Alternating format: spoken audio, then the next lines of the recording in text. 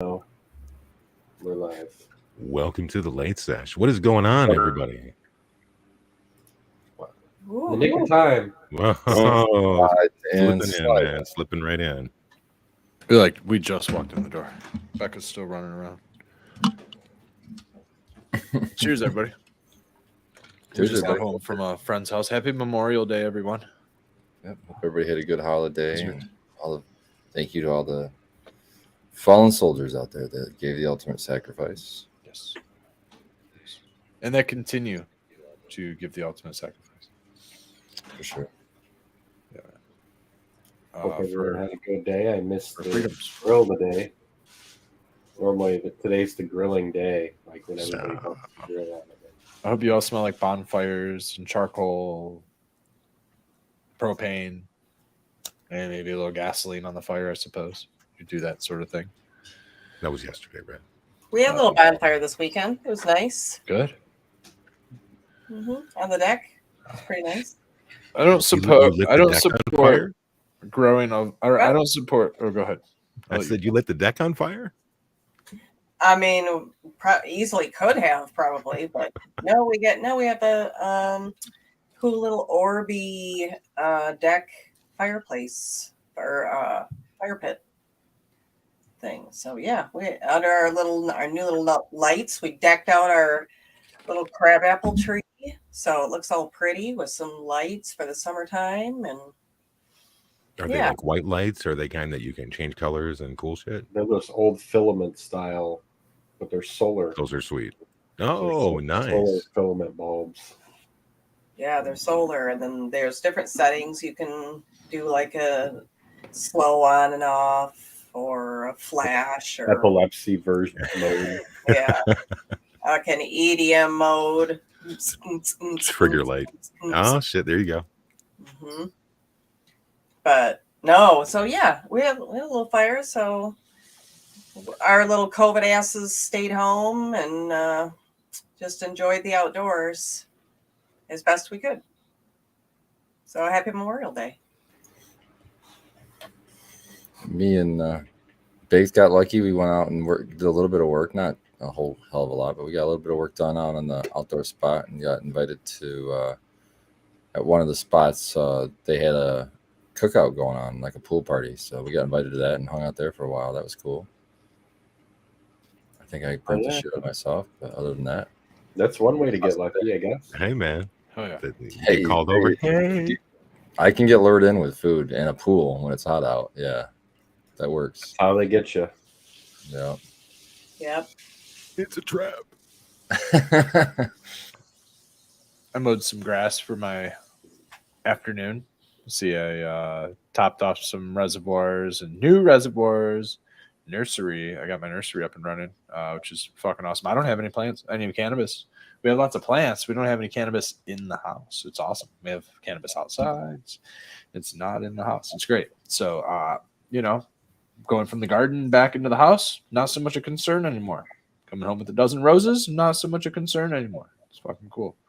And we can safely control ourselves, shower, and then head out to the controlled environment out there. But I got the lawn cut out there. It was well needed. Keep a property looking nice on a holiday. And then went to a buddy's house. His first son is 2 years old. So shout out to him and his blood and for continuing his name. It was a good day, man. It was nice. Got to see some friends, and we're cranky, man. Becca's been working hard. She's been helping out around the farm tons. She came home early while I was cutting the grass out there, and she did more planting. She's been planting every single day for like the last fucking 2 weeks, 3 weeks. Same with me. I'm doing more like landscaping, yard grooming, and collection of materials, so to speak, compost and shit like that. And she's putting it on the ground. So we're busy, man. We're going camping next week. We're taking a week off. We're automating everything so that we can bail and boogie. So we're just trying to clean up and get on, man. So I went to bed at about 6:30 in the morning. Dioji woke me up to go outside at about 9 o'clock in the morning, and I've been up at it ever since. So it's good. I might be a little woo, woo, as we're going through, but we'll see what happens. I'm going to try to smoke some citric. Right.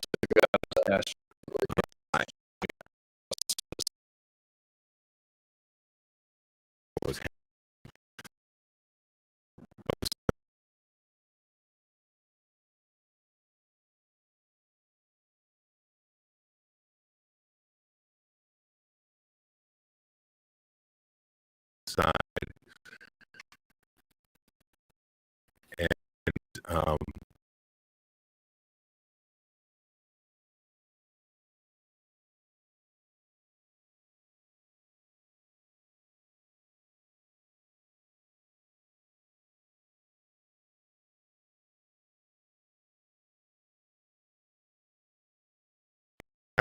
What See, is it's not what's so hard. Crescent Seal? basically, yeah, it's like making a clone dough. It's a ghetto clone dough. Oh, okay. Very nice. Easy Sequence peasy. and I got a few more of our plants in the ground too, Nice. as we were mentioning. So yeah, he was within COVID limits. Like we have to like dig a little bit and then take a break, and it sucks, but yeah, we're getting there slowly, and yeah, I think we're about halfway done and getting those all in the ground, and the ones that are in the ground so far are already much happier. So it'll be really cool to watch them grow and get bigger. And You just enjoy. reminded me. You reminded me I have to put all my cannabis in the ground tomorrow.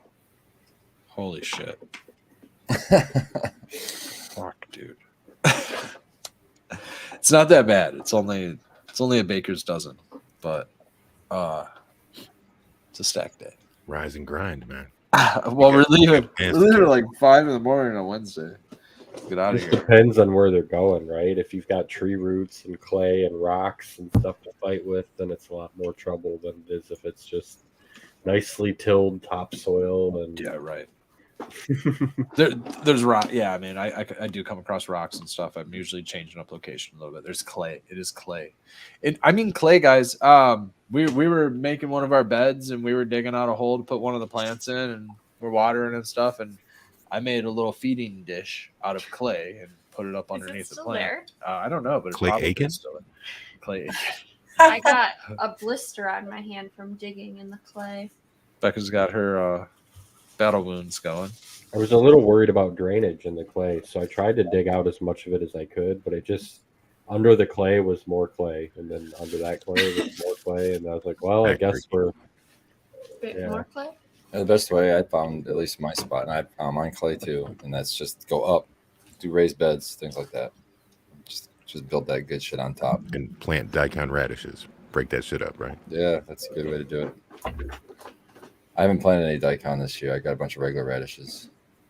They a should lot be of ready. nutrients in clay, but it holds that water. That's terrible for growing. It's like a pond.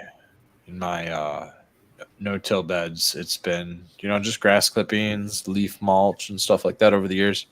Yep. And I can remove some of the stuff. And I mean, like it used to be a lawn, compacted lawn. I can dig my hands into this stuff now. I can actually dig into my soil. I'm blown away. I couldn't do it 2 years ago.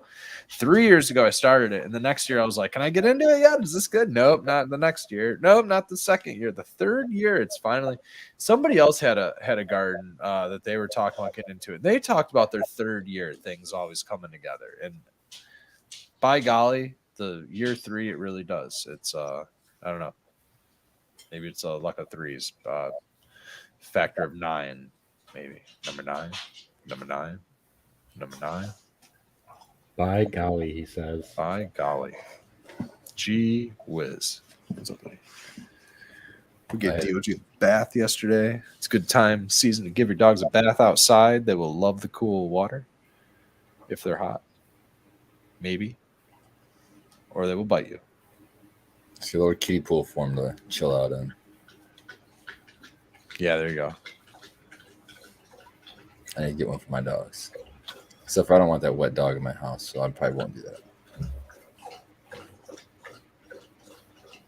3 robins have sprung the nest.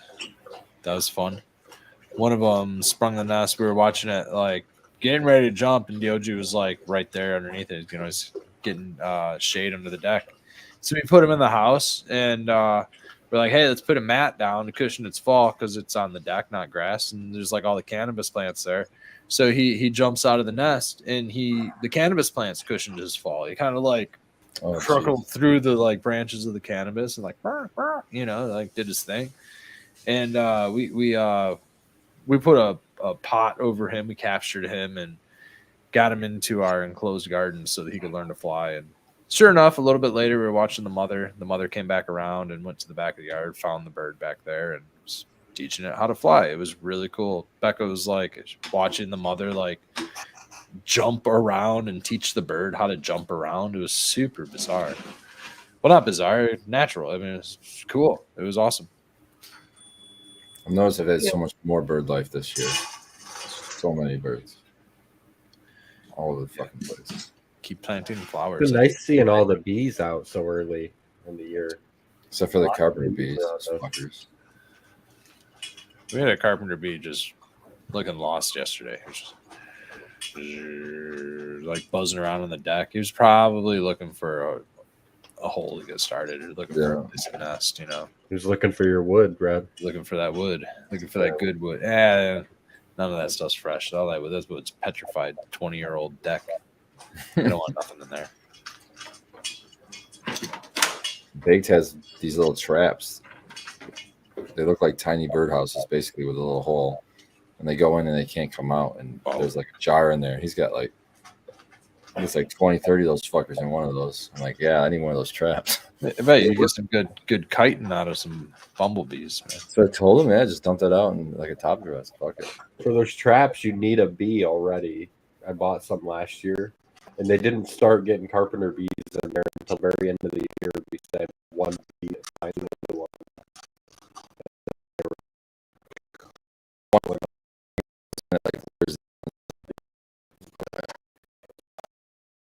They get one bee. That's part.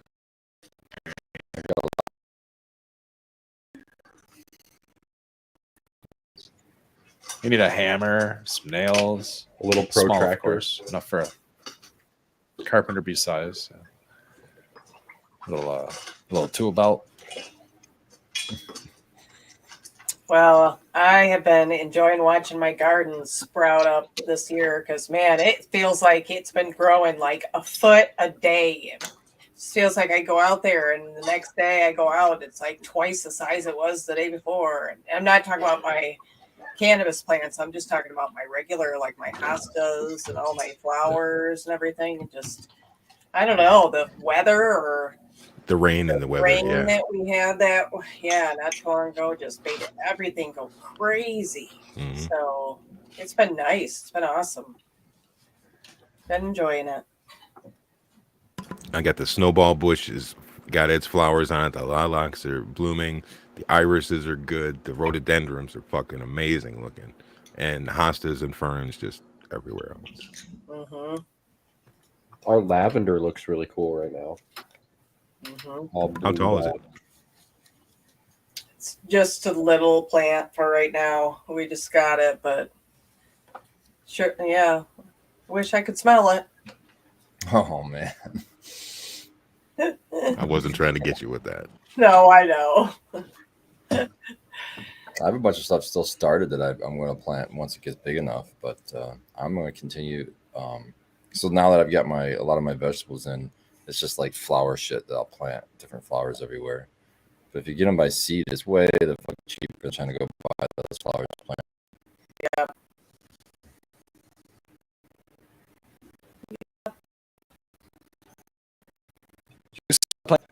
Through June.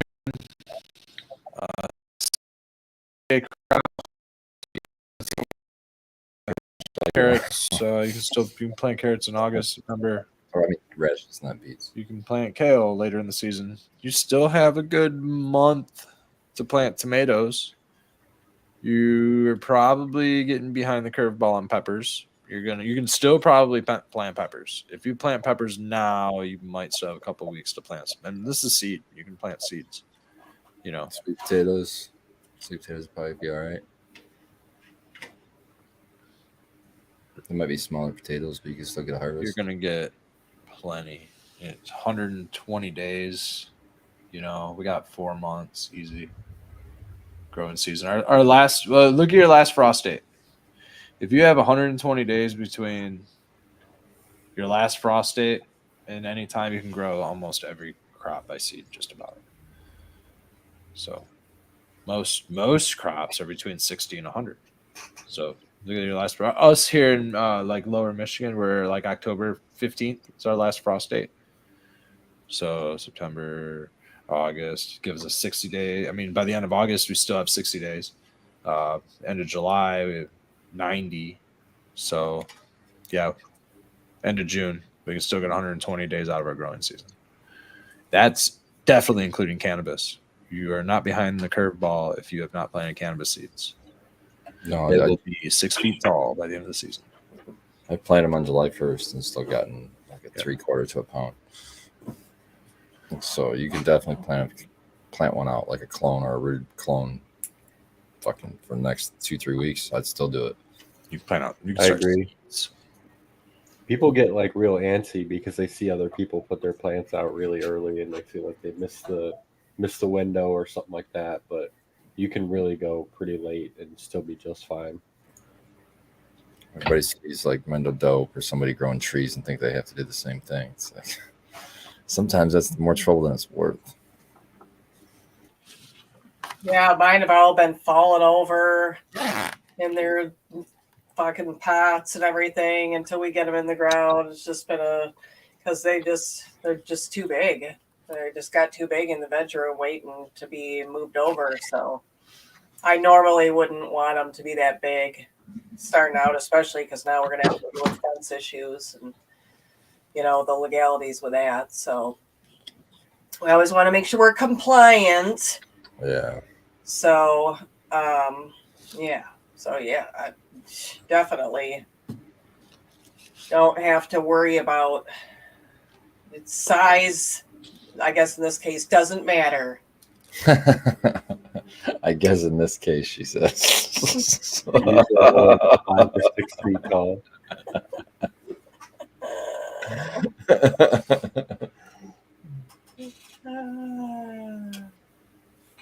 Happy Memorial Day.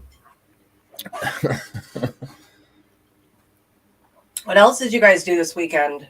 Did you guys celebrate? Big barbecue. Did you? Yeah. Awesome. Hell yeah, man. T-bones, porterhouse, some chicken breast, and some chicken kebabs. Ooh, that Potato sounds salad, good. macaroni salad. Yeah. Hell Good time. yeah. I thought I was eating fancy with hamburgers that they put blue cheese on. I thought I was fancy, but no, you blew me out of the water, man. It's pretty good. Blue It cheese was fucking. It was good. I didn't. They found blue cheese slices. Like, how do you find that? Blue cheese is crumbly. And they said it was kind of crumbly, trying to pull it off, but it did kind of stay in a slice so you could throw it on a burger. It's pretty good. Sounds good. I like blue cheese. Yeah, it was pretty good. I'll have to say. We eat. Cheesecake.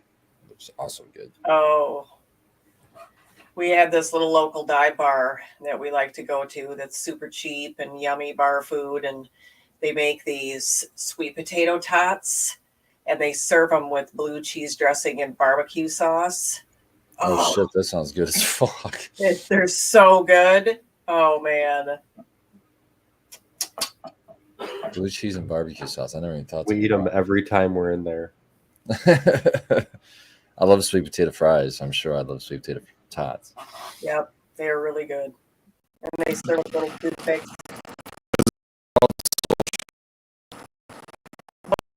Bagwoods.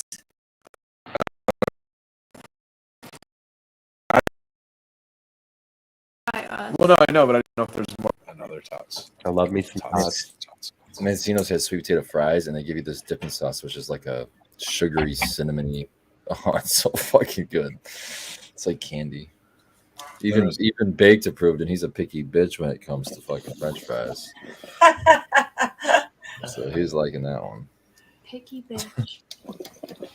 Oh, he's a fried connoisseur, man. He's got all these. They gotta be. Oh yeah, they gotta be extra crispy. They can't be just regular fries for some reason.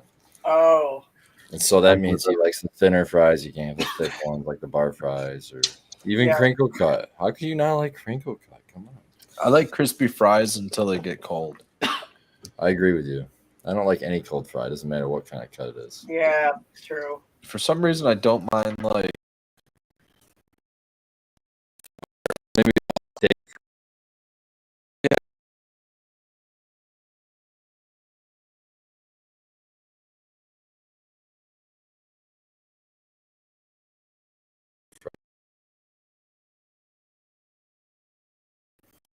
Really hard to eat healthy, and it's been so hard. I'm trying to do better with my blood sugars. I have to, and it's been really challenging. Today was the first day I ate like any type of sweet in over a week, That would be tough. which is insane for What me. did you cave for? Cupcake at a birthday party. Yeah. I like couldn't find any other food because we were like 4 hours late. And so I was like, finally cupcake, and then went inside and there was food. I just ate that. It's fine. It's whatever. It's a Yeah. holiday. You gotta live some days. Jeez. yeah, I took a little break. Oh, yeah, it's been nonstop. It's crazy. It's gonna be so nice when we get back and like a lot of shit's done. A lot of shit is like really caught up. We're in a good spot. Assuming all the plants survive our departure and we come back to like not having to do too much cleanup, we'll be able to start organizing and cleaning and get for the next event, which is hopefully the spores in August. But we're trying to do some sort of pop up in July. We're not sure yet which one, but there's a handful of events. We got invited to the Country Roots Get Down or something like that. Unfortunately, Becca's little brother is having his birthday party that day. But, fortunately, we're going to attend that. And, that'll be fun for us. But unfortunately, for everybody else, we won't be able to attend the Country Roots Get Down or the Big Clouds one coming up. I think this weekend we won't be there. I hope everybody else will be going there and seshing and having a good time, gathering. I go out one of the days. I'm not sure yet. Mendo in the Mitten or whatever they call that. Mendo in the Mitten. Mendo I Dopes guess can be there. Friday, Saturday, Sunday. 3 days. Yeah, that's what's nice about those ones. Big 3-day event. It's pretty cool. And then there's a golf outing event going on. I think this weekend or next weekend. We again won't be able to That's in attend. Flint. I think that's this weekend too. There's Oh, the 420 I sesh. think for Growley said something about that one. for Yeah, Growley. for Growley's Check out sponsor. for Growley's page, Instagram page. You can Vendor on that one. figure out where that one's going to be at. We're going to try to attend. Which one was it that we were going to try to attend, even though we couldn't make it? There's a one popping off in July or something. Oh, maybe it was the other Hash Hareem that's going to happen in August. There's going to be a Hareem in August, Oh, but the Camp it's Hareem. the same weekend as Gems and Genetics. But theirs is like the last 2 days of the weekend. Gems and Genetics is the first 2 days of the weekend. So we're thinking about finishing off those Gems and Genetics and popping over there and hanging out, seeing who's all going to be at Hareem. August, August- because you'll have It's going to be a busy month. harvest. You're gonna have harvest in your Mhm. regular veggie garden. I'm hoping to be able to bring some of our vegetables to some of these pop-up events. That's dope. We were talking about it at Gems and Genetics, and then, not to their promoters or anything, but then Gems and Genetics was actually talking about in one of their promotions that they wanted to include food vendors, and they were going to include them over with the craft. So, I mean, I But they would still don't want to probably. include the HO. This mind. I don't know about Gems and Genetics. Gems and Genetics had for really I was saying Hareem, that was one that didn't- Hareem is the other one, yeah. I was confused. Okay. Track of them all. Yeah, certainly different type of event. It's more of a specific sewer event. That's what you guys just mentioned. Was a Gems and Genetics. Right? Gems and Genetics. Yeah, that sounded cool. It was really fun. There Yeah. are a lot of events.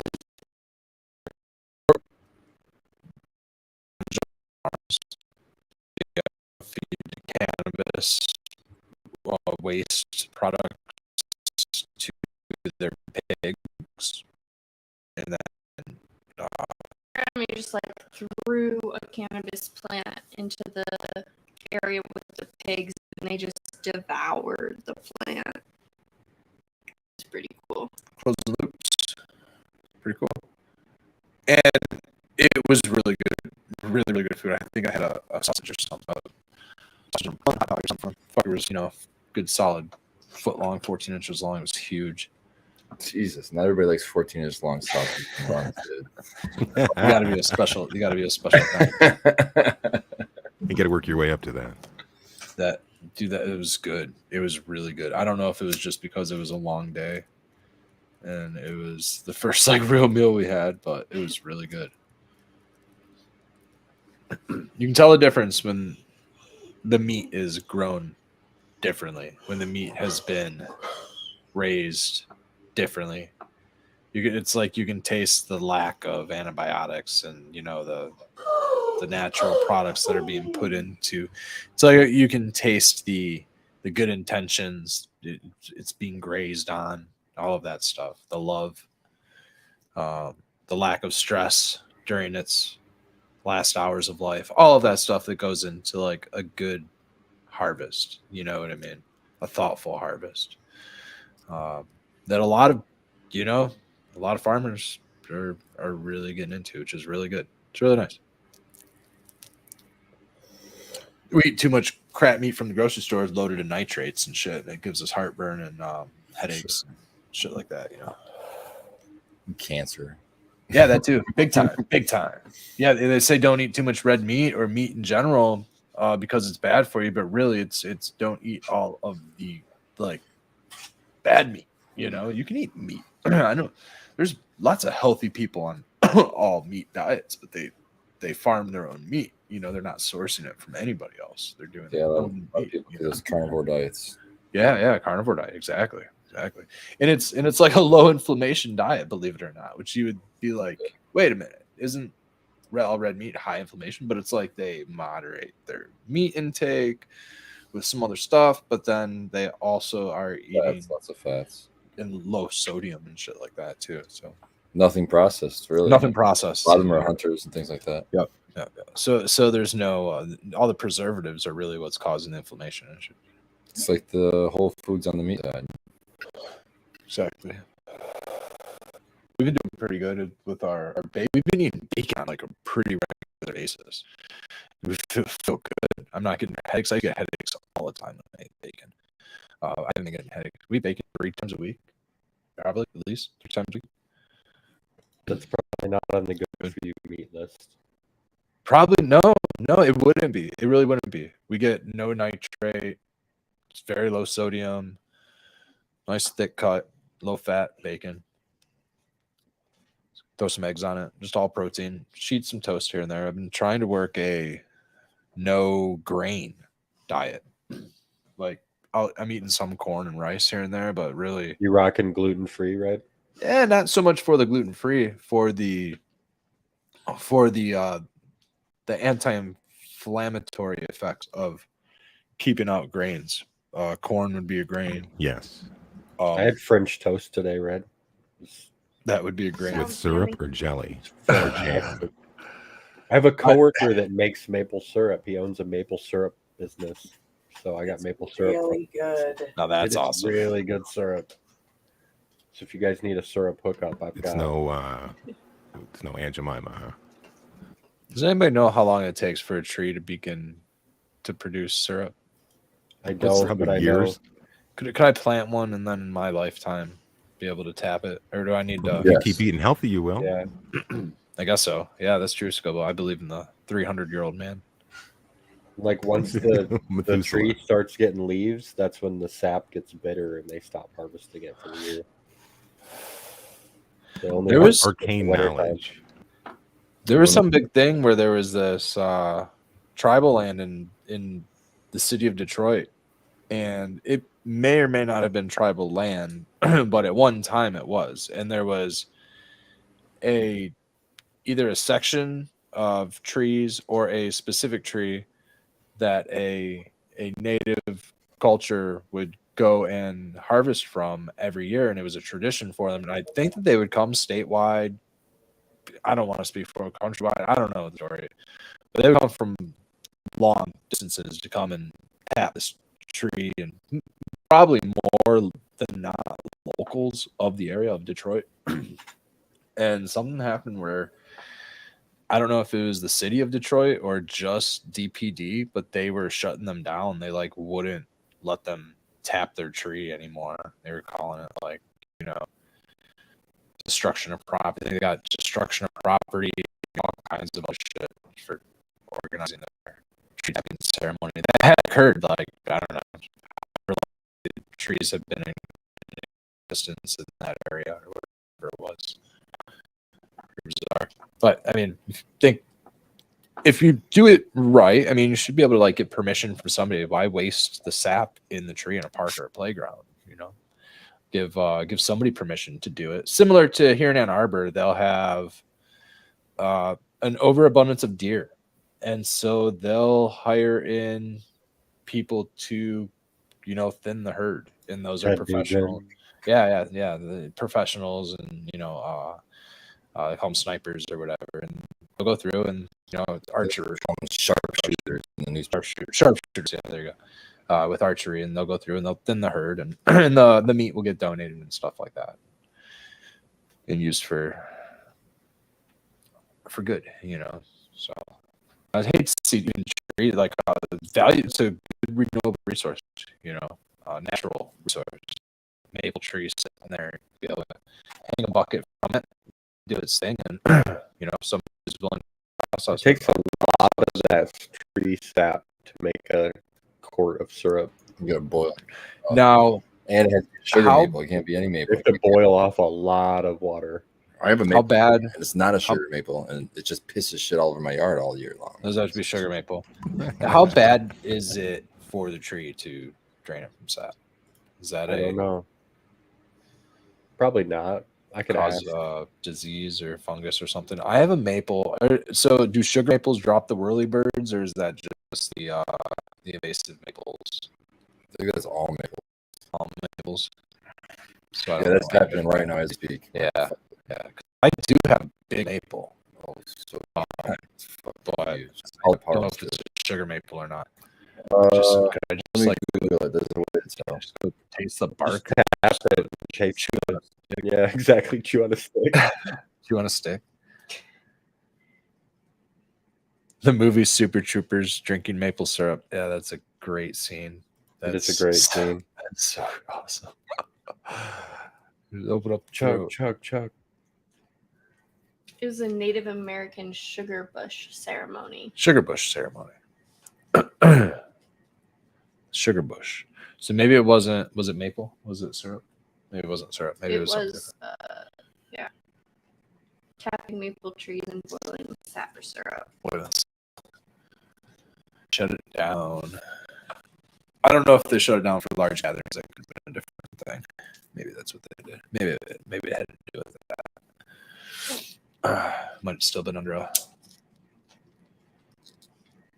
little restriction there. You could definitely infuse syrup for sure. Dude, with the sugar? Yep. Yeah. All right, so there's three ways to It look would at be the super leaves. easy. It says if your sugar maple leaves will have a dark green color on the outside and a lighter green on the underside. In the fall, sugar maple leaves will lose their green color and take on a beautiful orange, yellow, or red. Yeah, my maple tree just turns brown leaves. It doesn't even turn red. Will it be the last tree in the neighborhood to drop its leaves? Like, I mean, in January? That's super specific. No, I don't know about that. Their leaves are segmented into 5 lobes, so it's going to have the 5 points. There should be 3 large main lobes and 1 smaller lobe on either side with sharp teeth. This is going really into detail about the leaves, and it's going, yeah, that's just a waste of time to read through all that. Those sound What do similar the to sticks other taste maples. So you have to look at how the leaves grow out from the twig. Look for the leaves that grow perpendicular or at a right angle from the twig in pairs. This is called an opposite orientation. Leaves will grow in sets of 2, with one leaf always across from another on every twig and branch. This is the sugar maple. Yeah. not another maple. Yeah. Or you can measure the leaves on a sugar maple, and they average between 3 inches and 5 inches long, and they're equally as wide. So that's a quick way, I guess. You can look at their bark. Look for brown furrowed bark. Yeah, because I think the one that I have is more of a grayish. The bark of the sugar maple trees changes color as it ages. Oh, the bark of younger trees will be grayish brown in color, and as the sugar maple trees mature, the bark will deepen to a dark brown. It's characterized by vertical grooves that are closely spaced.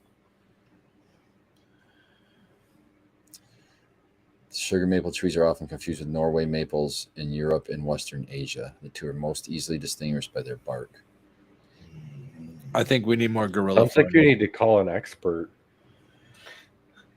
Dude, this fucking thing goes on and on and on about the bark, about the leaves, about seeds. The whirlybirds, like you call them. Need a It's going professional. on and on and on. So it's like You need a professional maple tree analyst.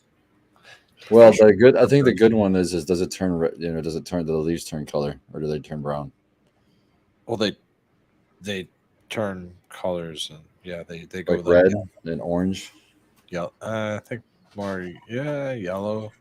I don't know. No, one tree goes yellow. It might go red and orange. After they fall and die, they go brown.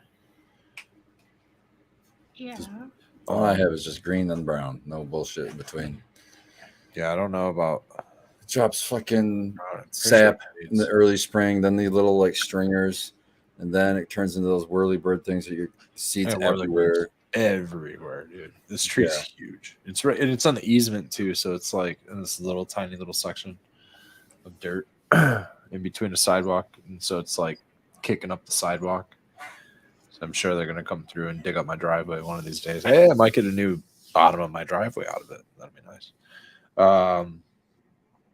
Yeah, I like the sound of like guerrilla farming, guerrilla harvesting. Talk about like guerrilla growing, like go foraging and tap some maple trees or go toss some beehives out in the woods.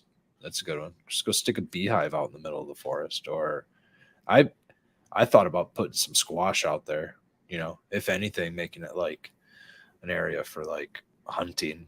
You're not necessarily baiting if you're not putting the pumpkins there. Like the pumpkins came from the minerals in the ground, right? You just so happened to Hunters were eating seed. pumpkin seeds, and they threw a pumpkin and it dropped out of their mouth, and it fell Yeah. into the floor. I mean, the pumpkin just sort of grew there. Hell yeah. There is no baiting in Michigan anymore. I think most of Michigan, like you used to be able to get away with like a pumpkin scattered like whatever distance, you know what I mean? But there's like no baiting at all anymore. If you're looking for deer, just put some old fucking bullshit seed out there, cannabis seed. They love that too. Cannabis plant. Yeah, let that grow out there. Grow a banker deer crop. Yeah, cannabis, the deer banker plant. A couple little squash, a cannabis plant, Clover. some clover. Fuck yeah. That's the way to do it. I think the natives had probably some techniques very similar to that. You think they'd be smart? I mean, fuck going out to hunt them. Bring them to us. You know what I mean? Just keep them away from the main crop and have a little banker crop to bring them in. And it's a good way to eat. It's good food, man. Good healthy food. Seriously. You feed on like nuts and berries. Downstate here, I think a lot more deer feed on like hydroponically fed corn. So in theory, would deer that Hydroponically fed corn? Yeah. So think about like our large ag corn.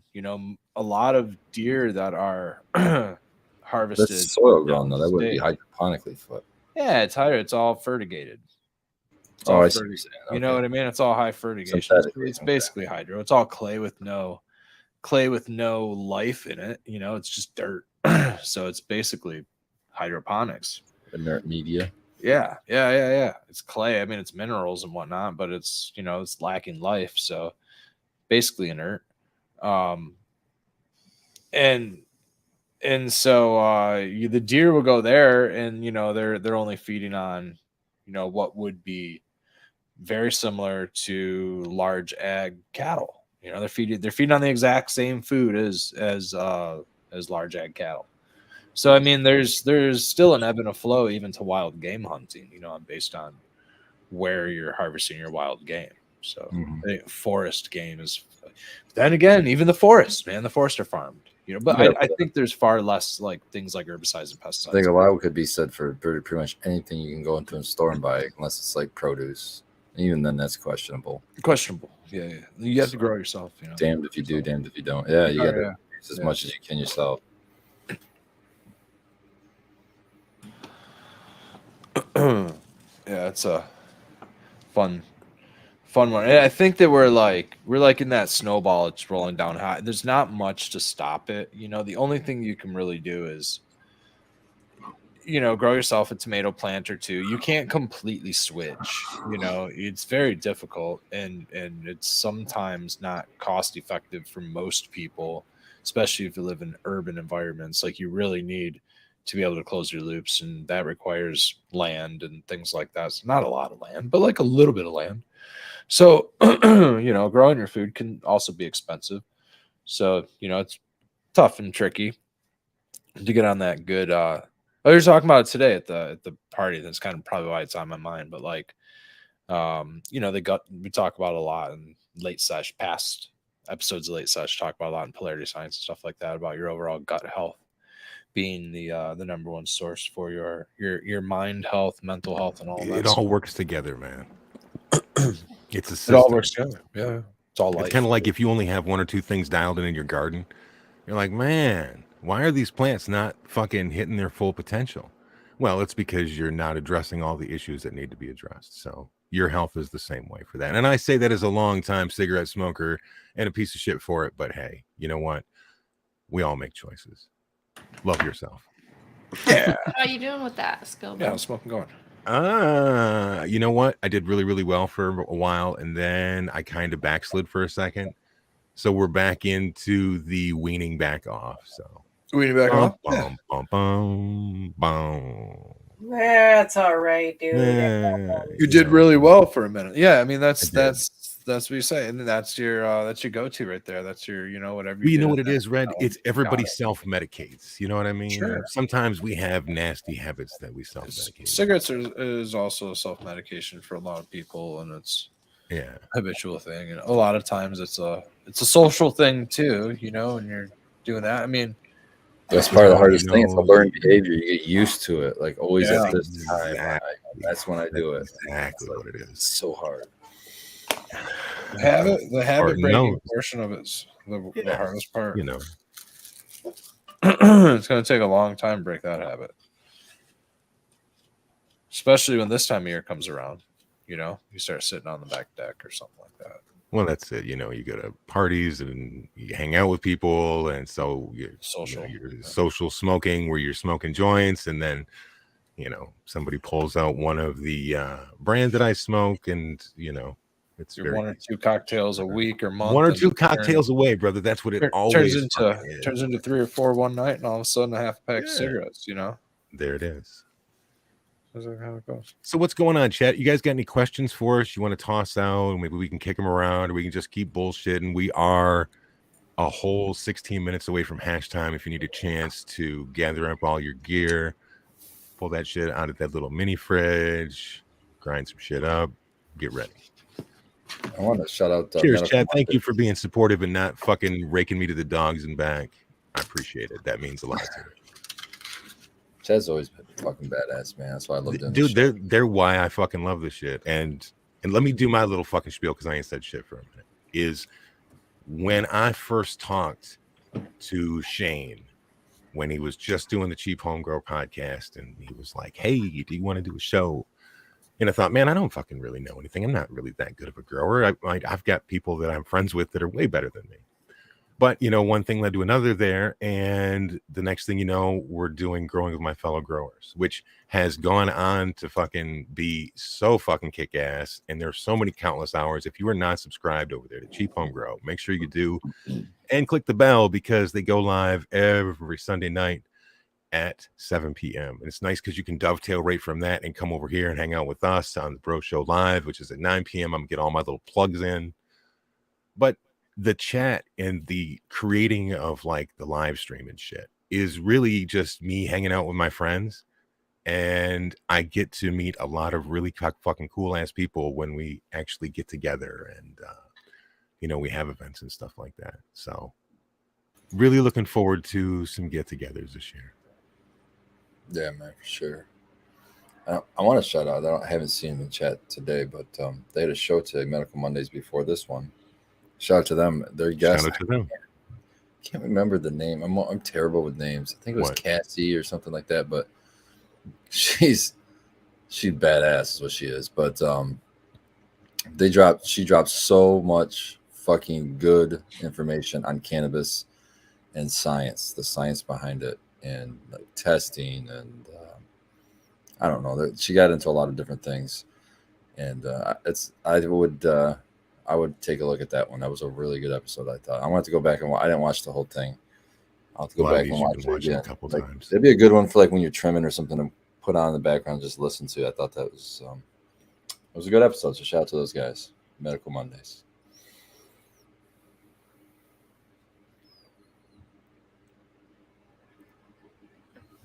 And that was that, I guess. Yeah, man.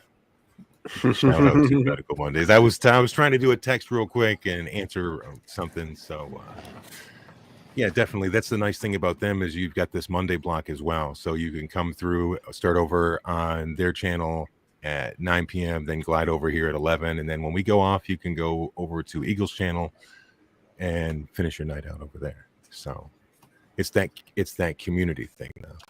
You know what I mean? It's with cannabis has brought you some of the coolest fucking people that you've ever met in your life, some of the best friendships that you've made, and sadly some of the worst enemies as well in times of old, and it's still kind of hanging around. But you know what I mean? It's the opportunity to talk to people about your favorite fucking passion. I met Becca through cannabis. Exactly. I mean, Sequence met Painted Lady. Here's a story about a man named Sequence. Good times. Good times. Nobody's gonna fucking take the second verse. Come on, jeez. Everybody knows that's being. Who was busy with 12 plants of his own. She came along and was growing organic, and he was hydro. Do. I could keep going. I'm not going to, but this sounds like a fun one. Might have to create this song. Man, I used to love Brady Bunch. You guys are lucky. I'm really, really, really sleepy. It's working, right? It's working. 3 hours of sleep. Have you stopped loving Brady Bunch? You said you used to. Huh? You said you used to love Brady Bunch. Did you stop loving it, or you just? I haven't seen it in a long time. No, it's not. I don't know if you meant that there's something happened that you didn't like it anymore. Nope. I was curious. Nope. No, it just used to be my favorite show. I loved it. I remember watching it a lot when I was a kid because I had a babysitter, I think it was, that watched it like religiously. So I'm sure I've seen like every episode. There were only so many channels, bro. This was You're right. TV days, you know. Fortunately, it's not what she's putting on when we're watching TV. I also had a dad that was one of those guys like, all this new shit is bullshit, and you know, so as soon as he had satellite, that was pretty cool. But it was Nick at Night and that kind of stuff. So it's Andy Griffith's show, and I'm watching black and white shit, and through his satellite dish, we're watching black and white shit. So, Dude, or that or the Nature Channel. That's what we got to watch. Nature. Let's go. I gotta go back to this just for a second because Sure, old school has a nice comment. Skibbo, put in your mind that you're smoking because you like it, not because you need it. So the word came up the other day, yeah. remember, and it was and I just lost it again. It was such a red thing. So there's this thing, and it's like positive healing, or we'll call it the law of attraction, lots of things. The word Fuck, Is Becca waiting for that joint or no? Yeah. Let me pass Or you that. can, I literally just thought of the word 1 second ago, and Wait a minute. Was it You know it. clandestine? no, it wasn't damn close, guys. that's a good guess. It was. It was a damn good guess. Thank you. That's that I one. try. I like the whole idea along Bruce these Hornsby. lines of Bruce Hornsby is the thing. That's what you've been thinking about forever. Yeah. I like the analogy of like the mind is like a computer, and your words are like the program that it will follow. So if you say things that are self-depreciating, like, you know, I'm terrible at remembering names, you're going to be terrible at remembering names. Stop saying stuff like that and say the opposite. Like, I'm going to try hard to remember your name. You know what I mean? And that can really change something in your head and actually help you. Bruce Dude, Hornsby. You know what? Self-fulfilling prophecy. Yes. Self-fulfilling prophecy. So he says, put in your mind that it's smoking because you like it, not because you need it. That actually is what worked for my smoking addiction. Was You know what I need? One I night need to get some more CBD. That's what I need. The one day that I didn't have a cigarette all day, and I was smoking a cigarette, and it was like really gross. And I had smoked cigarettes for a decade, you know, and had no problem. I loved cigarettes. I don't want to say I loved cigarettes. I always had was like, this stink everything. You worked in the restaurant industry. You know how it is, man. I like was the perfect accustomed reason to to get a break. Hey, I need to go catch a cigarette break. I'll be back. Yeah. You know, like, no, I just want to sit the fuck down for a minute. I'm old. Goddamn. But I do think that there's a thing to that self-fulfilling prophecy where you are what you believe, you know, and also the positive healing thing. Strangely enough, you know, thinking that, you know, your pain that you really, really do think is there. If you start really thinking that, no, that's all in my head, it really isn't there. And you really kind of, sometimes some like actual issues tend to just kind of heal, fade. I've had, you know, anecdotally, and my own self, like Come on, Red. The whole male gender has fucking experienced this. Oh, something hurts, ignore it. had things here and there, you know what I mean? And they've gone away or whatever else based on thinking that it just wasn't there. You know, it's kind of strange.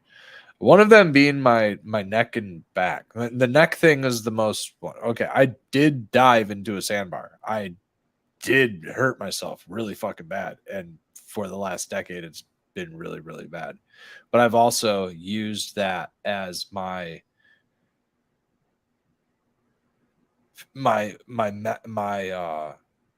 story of my pain. You know what I mean? And the more that is a big thing right there. The more I use it as the story of my pain, the more the pain sits around and lingers. The more that I start to tell myself I'm not in pain, that happened a long time ago, I'm healed or I'm healing, you know, rather than saying I'm in pain, you say I'm healing from pain. You know, you can start to almost change your mind to the point to where I guess self-fulfilling prophecy takes over. I don't know. You know, so there's a point where I don't know if it's a mind over matter thing. You know, and it's so here's what it is, Red. Or if it's actual healing. All of my cannabis is old. Like all of it is old. And when I say old, I'm not just bullshitting. I'm saying like I have quite a bit of cannabis that's 13 months old. And the newest shit that I have is going to be 8 months old. Okay. So the problem is usually in the summertime, I am outside all the fucking time and I'm just smoking everything that I've been growing. But in the process of me having to move in the last year, I had to shut my garden down like way prematurely, which sucked. So it's to the point where, you know, I can't use as much medicine as I want to, because what'll happen is, to my understanding, is by now a lot of that THC is kind of slipped over on the side of CBN. So if I start fucking chiefing away on it, what's going to happen is I'm going to have a little sleepy go night incident in the middle of the fucking day. Yep. And I'm not going to get anything done. And, you know, I get a lot of property here and I got to take care of it and bring it back in. So it's just one of those things, man. That's a very true thing, you know, with your cannabis. You know, it's going to start to become a little more sedated. I get all overzealous and you know what, Skip? Well, you might find out that some of these autoflowers might work out great for you because you can turn harvest indoor or outdoor fairly quickly, and you don't need to get a huge harvest, especially like right now. Like you haven't Right. grown in a bit, and you still have Oh yeah. flowers, so it's not like you're Hey. going through that much. Yeah, never let it be said that the 4x8 fucking fabric raised garden bed will not yield like a motherfucker if There it's you just go. you smoking it. Jesus Christ, guys. Let me tell you, I never ran even a full capacity of 8 plants in there. And I'm telling you, bro, I'm taking down fucking multiple pounds. Well, Out I'm of telling just you, the 4x8, man. Like, Jesus and Christ. that's what I'm saying, dude. You can like leverage the whole autoflower for what it is, and Which grow is room. What are speed you and talking ease. about? What do you mean grow room? Fuck that. A stupid spot with put a light up and put your fucking autoflower in a fucking pot. Who cares if you I wish have a you light? could just propagate the nug. Why can't you just propagate the nug? You know, you'd have like a 20-day flower. Just Right on. take a calyx, you know, and 20 days, you got yourself a little nug. That would Be work. sweet. Instead of having to wait Well, 120 days for You know, plants. the to grow. autoflower thing is interesting because, you know, I might be able to have those will be the first meds that I get that are fresh. Will be those, you know, and I'm not sure how many days it'll go. I've heard different numbers from different people. Some people say like 80 days. Some people say more. Some people say a Don't little listen to bit. anything anybody says. These are outdoors. They're gonna do whatever. Just Just keep looking at them. just look at them. Yeah, that's what I do. I just look at them when they look done. Pull them. That's why I was just so fucking giddy, man. Like I was down on my hands and knees looking, you know, I pulled the plastic back off of the top of the container and it's all beaded up like a good old fashioned clone dome hood. And when I seen those little standing up, man, I was like, fuck yeah, man. Cause you know, hey man, like I miss this shit. You know, I go over to my friend's house and I can fuck with their plants, but you know, and they don't mind because I don't have my own garden or anything, but it's not the same. And it's new. It's new genetics, which is fucking cool too. Exactly. In itself. Yeah, And I they're something branded. They good. come up with seeds. Who knows? They're your own phenos. It's Yep. your pheno hunt. So things that came up was something good, and the Girl Crush, and the Snow G. Nice. So All 2020. Did you put all 2020 in the ground, or did you have a mix of all other stuff all too? 2020. Yeah, I also have there's one that's called Humboldt Afghani, which I'm really excited about. Ooh, I would be Yeah. excited about that. Yeah. So Is something good a it's a strain name. 2020 Yeah. seed Yeah. pack? Oh, okay. Yeah. Okay, for a minute I I was know thinking it's a hard it was name. You like got a to kind of bag- throw bag quotes seed. around it. That's what I used to label my bag seed. That's funny. I would label something good. I got one. I was showing Beck some old bag seed that I had in a thing, you know, the old vault, and it says "good strongs," I think, with a question mark. And there's some just all kinds of wild names. Yeah. So I got to Fun get my time. little hash time shit together. Here you go. I can't tell you and then not do it my damn self. I am preloaded. I just Preloaded, ready? Actually, I don't have it Locked and loaded. I got some gifted concentrates today, so No shit. Oh, huh? so he back in it. no longer bankrupt. I like So- packed it away. I like put my rig away because I was like, I He's can't like, I don't even even look wanna at look it. Right. We're out. Yeah, he gave us some goods. He gave us some shit. True North Trap Cherry, Hold on. I found my little. sugar shit. sauce. I know I'm supposed to be getting ready for hash time, but this is too cool not to show. We had this one a while back, lingering around the place. Yeah, that is cool. Cool. I got mine. Oh, come on, do it, man. Their It doesn't want to work. farm, Beaverton Farms. Ooh, man, this is funky. This is orange cream, which is like Orange Valley OG. I at guess Lion Labs is pressing now. I guess I think this came from them. This That's is a cool marble right there. orange cream. That is from my very, very good friend Sequence. What does that smell like? It's so I funky. made that. That's Yeah, man. awesome sequence. Yeah. That was one of the I first like those things colors that together. I want a marble Yeah, it looks from great. it. Superman. We have a rigged 4 marbles now. hell yeah. I got all kinds of fucking marbles. I got one more that's sweet. I got the opal one still. I got a Chillum sequence made for me. I try not to use Hash it too time. often because it has the specialty Oh, come here. like hole, so that you don't get flour in your mouth, and I don't like cleaning it a lot, so I try to limit my usage on that thing because I don't want to break it. I feel like Sequence. What's the best way to clean that mechanism? Just soaking it and just letting it Yeah. soak.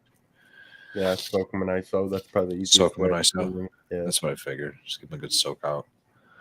I keep it like a mason jar full of ISO, and I just sit my pipe in there, and then I'll pull it out, and then I just reuse it. Yeah, it's definitely a nice little. The mechanism's cool. I don't have it sitting around. I'll show you the. It's like a little S on the inside of the toke hole, or not the toke hole, but like the bowl hole. The pinch. The bowl hole. The bowl hole. Hash domes, dude. I'm getting hash domes coming in. They should be coming in sometime after we get back from vacation. I'm super geeked about this. So I we're need to get definitely in on that. gonna have to make some bubble hash. 3-hole bowls. Yeah, man. Yeah, I'm gonna have to find an artist for some 3-hole bowls. There you go, right? Is that 3-hole bowl? No, this isn't 3. It's just a pretty ass orange shell. Astro had a 1-hole bowl. It was a top hole bowl. It was a top hole hash bowl. Wow, say that 5 times fast. Where you light up a glass wand or something, or a nail. You hit the Boro wand. Is that what it's called? Yeah, borosilicate one. Yeah. Then you heat that and you dab. The hash is in the bottom of the bowl, tucked in tight, because there's no hole at the bottom of the bowl. The hole's at the top of the bowl. And it starts to heat up and burn and cook, and then you can. Yeah, sometimes you have to touch the rod to it a couple times, and then it'll fucking stay lit. Then once it starts smoking, you just slowly rip it. So these hash domes are a bottom plate which in this scenario is wood. It's very cool. The top is like a cup, like upside down cup put on top, but in this case, there's a little nipple on the top that comes off. It's a little 14 millimeter. That's hot. Fuck. Shouldn't have done that. 14 millimeter nipple that comes off. Yeah, kitchen life. Yeah, I definitely just ripped it. It was probably, if I had to guess a temperature, 285. Let that be Red's new intro. Yeah. No, I'm probably not 285. 180. Did you just grab it just now? Yeah, I grabbed it. It was hot as fuck. No, she's just behind you. She just saw you burn yourself, and then she grabbed it. She did. She touched it. She doubled down. There's your clip. She tapped it. If you picked it up like that, it didn't really pick it up. I mean, the fucker was hot. I'd say 180. The memorable hashtag. It wasn't. It's been 5 minutes since I heated it up, so I knew it wasn't that hot. Oh, okay. okay. I worked in the kitchen too. You just touch the flat top. You just test the temperature. Yeah. The old door to the oven had so much arm skin on the door of it, burned into it, dude. Let me go reach back here. Reach back. Fucker, you have all these. In front of the flat top, bro. When you're trying to reach all the way to the back. Teachers at school are like, "Why are your arms? Do you cut yourself?" No, I work in a kitchen. Work in a kitchen. Those are burns. The worst burn I've ever had has been all on my forearm, and that was from I was running an industrial oven, and one of the things that we did there, making bread, before the bread went into the oven, the bread would be like this puffed up dough in bread pans, and it's going across this conveyor, and there's a thing that injected butter across the top in the middle to put a butter top to make a butter top bread. Well, to get that butter liquid, it had to be melted. So they had this big melting pot to melt these. You'd literally get big giant boxes that are just one chunk full of butter. Like you get a box that's this square, and it would be just a big chunk of butter in the bag. So I was checking on the pot, and I hadn't done this a lot, but I learned the hard way not to do this. But I wanted to see if it was melted yet, so I just grabbed the lid, and it was one of the lids that had a hinge in the middle of the lid, so it just hinged open. As soon as I opened that lid, steam got you. Yeah, dude. Oh yeah. Oh, luckily they had the spray shit, but I sat there for the rest of my shift, and it was a 12-hour shift. Just like literally 2-3 times a Oh minute. shit! It was like that. And you know, it would just stop the pain like instantly, whatever it was, numbing shit. But God, that shit sucks. But whatever that spray was, it fucking, I didn't get a really terrible like scar or anything like that from it. So whatever that shit was, it's fucking awesome. I came around the corner one time and slipped. There was a stove with pots of boiling water for like, I don't know, they're make potatoes or something. It was the prep side of the kitchen, you know. So there's a bunch of prep stoves back there, and I'm coming around coming around the corner, super fucking, moving, man. And either old non-slips or no non-slips or something, man. And I went back and went down and went to go reach out and grab, and I stopped myself and just let myself hit the fucking ground because I was about to grab the pot of boiling water and dump it over on my fucking self, bro, dude. it Yeah. would have been And that was a one like close call. I'd say the comedy incident would be turning on the mixer. Okay. The mixer needs to be on a low setting for mixing, like spaghetti sauce or something, right? Big bowl, dude, big, huge colander, big giant mixer. Well, the front of the mixer, you have this attachment as a shredder. It's a mixer shredder.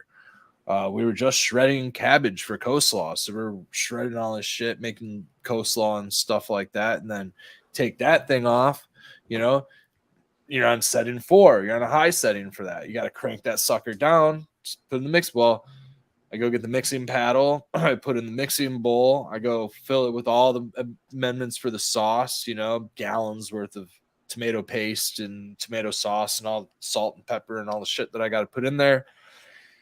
I didn't turn the handle back down to the setting 1, push that sucker, turn that sucker on. So back, we were ready to watch that sucker mix up, and that thing exploded like a volcano. Pizza sauce on my ceiling. I was covered head to toe in pizza sauce. It was totally like, meme worthy. All you could see was my eyes, dude. Fucking, I had Like to clean soupy it up. sales. The other bad was I poured a 25-pound bag of sugar, 50-pound bag of sugar into the salt bin. Everybody hated you. They did not like me for that one. Fortunately, you could tell in the bin where the line of the two, incredibly. Spartan close was in just color. talking about, the combination between salty and sweet. I guess you just kind of pre-made it there for him. Dude, fortunately, I didn't dump the salt in the sugar bin, and it was the others. They had a little bit of sweet salt for a little while, but at least it wasn't salty sugar. You can charge extra for that, Red. Yeah. You can come up with some bougie recipe and be like, no, this is the way it's supposed sweet to be. salt. That could be a trick. That'd be a trick to a restaurant. Yeah, just the slightest bit of sugar to your salt. Don't say shit. Yeah. Every time Put they the use salt, it, like, yeah, this put the food is salt on their awesome. French fries. Like, these are the best fucking salt ever, man. What is going on? Try it, guys. I got It might work. myself in an oven. I had a big tray, and I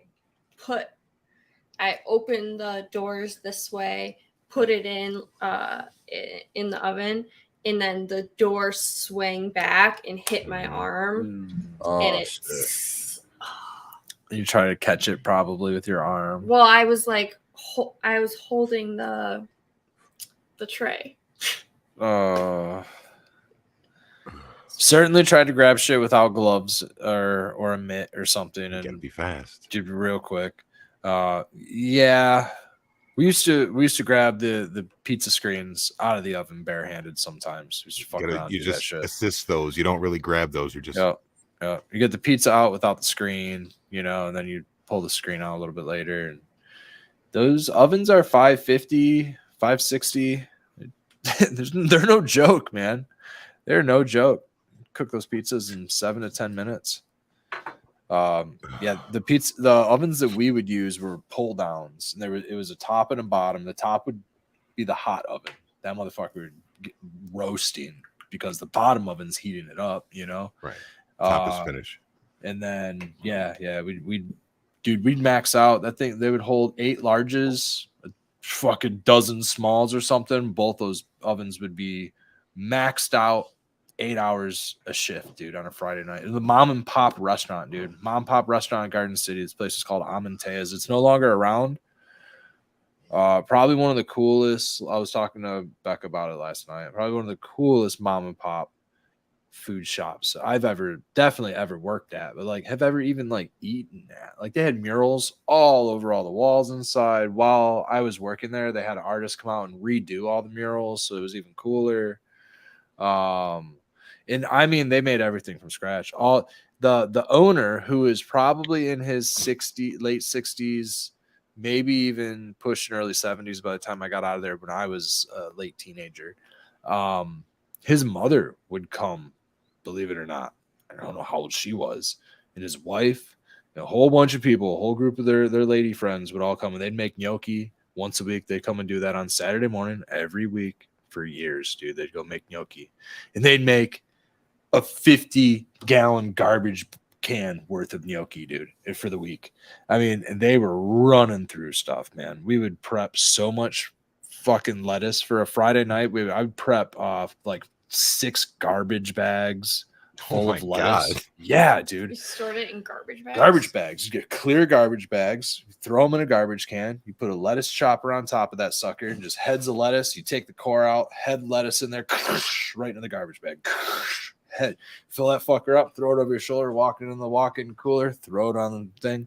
The salad boy would go back there, he'd grab himself a bag of lettuce, throw it over his shoulder, go toss it in the tote, throw a lettuce in the bowl, a little bit of carrot, a little bit of this, a little bit of that, mix up a salad. So you do, I don't know, 5 dozen trays of salads in a day, each tray loaded up like pyramid style with just bowls of salads. Dude, it was nuts. It was a mom and pop place. It was so awesome. Pretty big. Family style, you know, grad parties, all kinds of shit. You'd go in there, you'd get called in for like a Saturday shift or something. They were dinner only. You know, they didn't open the doors till like 3 or 4 p.m. every day. They were open till like 10 o'clock. It's some good food, man. Think of basic Italian menu, but really, really like home. All of the recipes were from Amantea, Italy. So hence the name. You know, they were all his like family's recipes. Very, very cool stuff, man. One of the coolest places ever. And I learned how to work there because I worked with a lot of different ethnicities. A lot of people that worked way harder than me. You know what I mean? You had to keep up. So I really learned that was where I learned how to work hard in your garden. Gain work ethics. Yeah, honestly. You had to keep up, man. It was one of those places where, like, you know, it was a no bullshit place. This is back where you could still smoke in the kitchen next to the salad bar. You know what I mean? So this is like back when you'd get yelled at by grown men. This was like at least 2-3 years ago by now. I mean, it had to be. Yeah, right. Back in the, you know, it's the mid 90s, early 90s, mid 90s, man. You could mid to late 90s, yeah, you get yelled at by grown men that aren't your father still. So it was a wild time, man.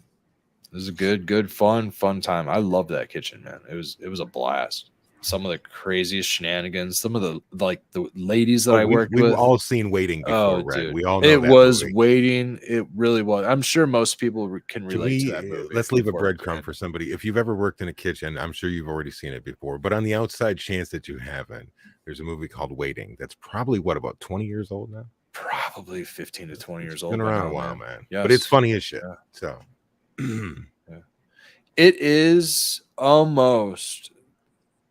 almost is identical to the life of a service. Are you saying that you were doing the bat? No, not that far, but like very close. That far. The camaraderie, like there's tons of camaraderie going on. It's kind of maddening. That's why. Like it's very so maddening. repetitive. Yeah.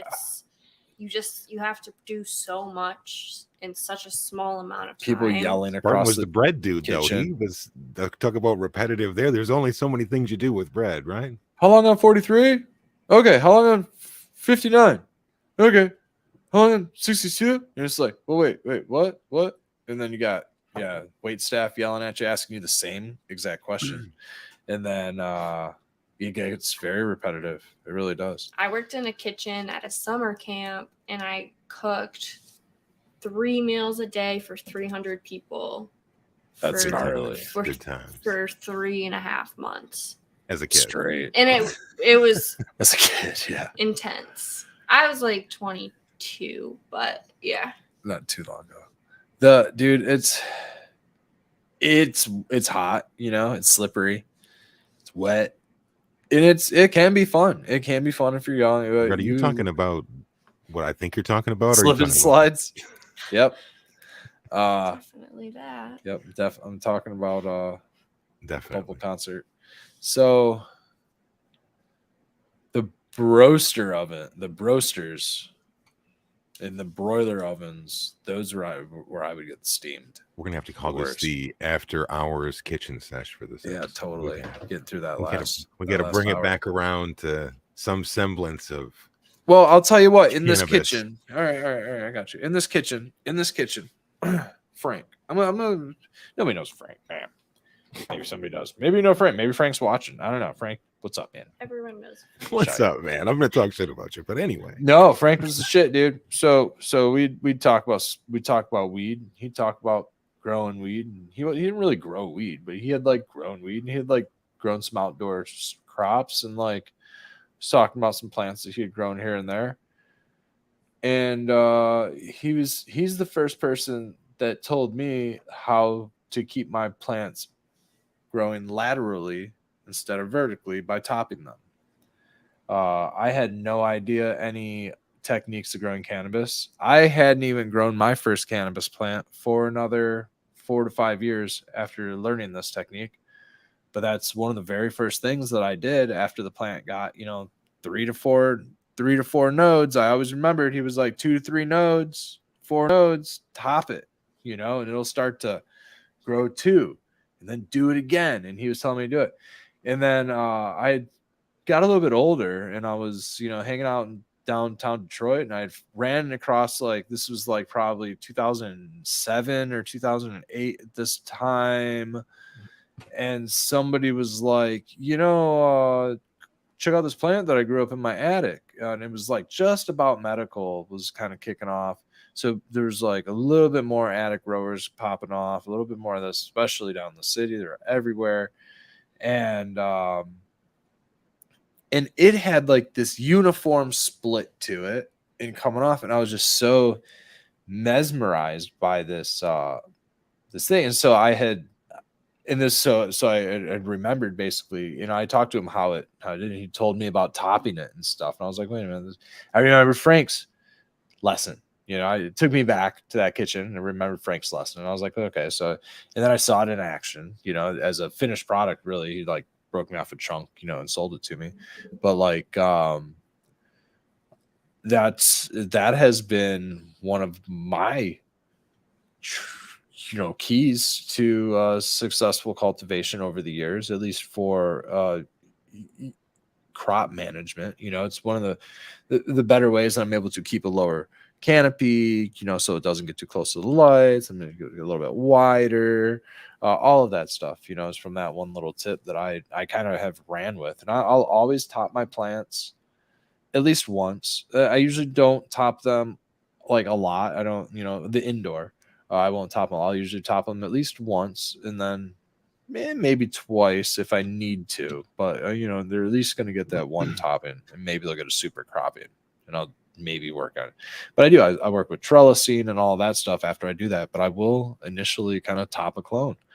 And I do it outside more often. I'll do it outside like into July, usually like in the middle of July. I'll top when I need to. I heard Mendo Dope talk about, they were like on GrowTube or something many years ago, and they were talking about how they grow their big plants. And one of the things they do is once they have one branch called a shoot, getting taller than the others, they top it.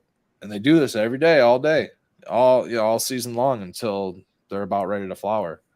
And they'll just keep topping every time. And this was old information. They might not do this anymore, so I don't want to speak for them on that. But that was kind of one of the tips and tricks that I also kind of kept in there, hearing about this topping technique.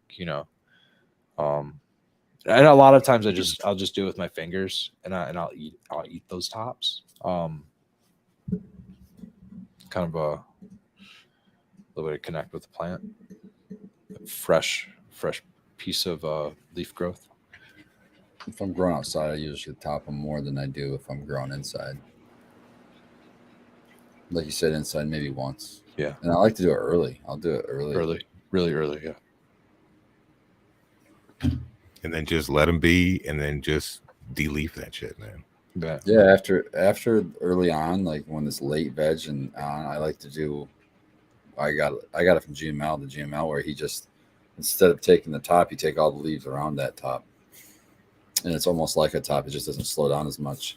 But the other, That's a good point. Yeah. Rather than trying to stunt growth, that's kind of where I was worried about the autoflowers, is because, you know, they only are going to be alive so long, and I don't want to go ham on fucking, you know, snapping them over and shit like that. outside, like the 4x4 autos, I'm just gonna grow them straight up because I figured they're not gonna get super big. They're not gonna like outshade each other. They shouldn't. They should be getting plenty of light and stuff. So I might defoliate them, but I'm not gonna. I don't plan on. I don't know. I don't know if I'll top them or not. I don't think I'll even top them. I usually do inside, but I don't think outside. I'm not gonna make them like a flat, you know, a flat canopy outside. So How big were your autos last year? I didn't grow any. Oh no, you didn't have them out. That was, Yeah, I thought that sparkle face was an auto, and it wasn't. Right. It was a photo. So then I just last that whole time staked it up. Yeah, that was a whole thing there. But that was successful. So I still actually have some of that in a jar right here.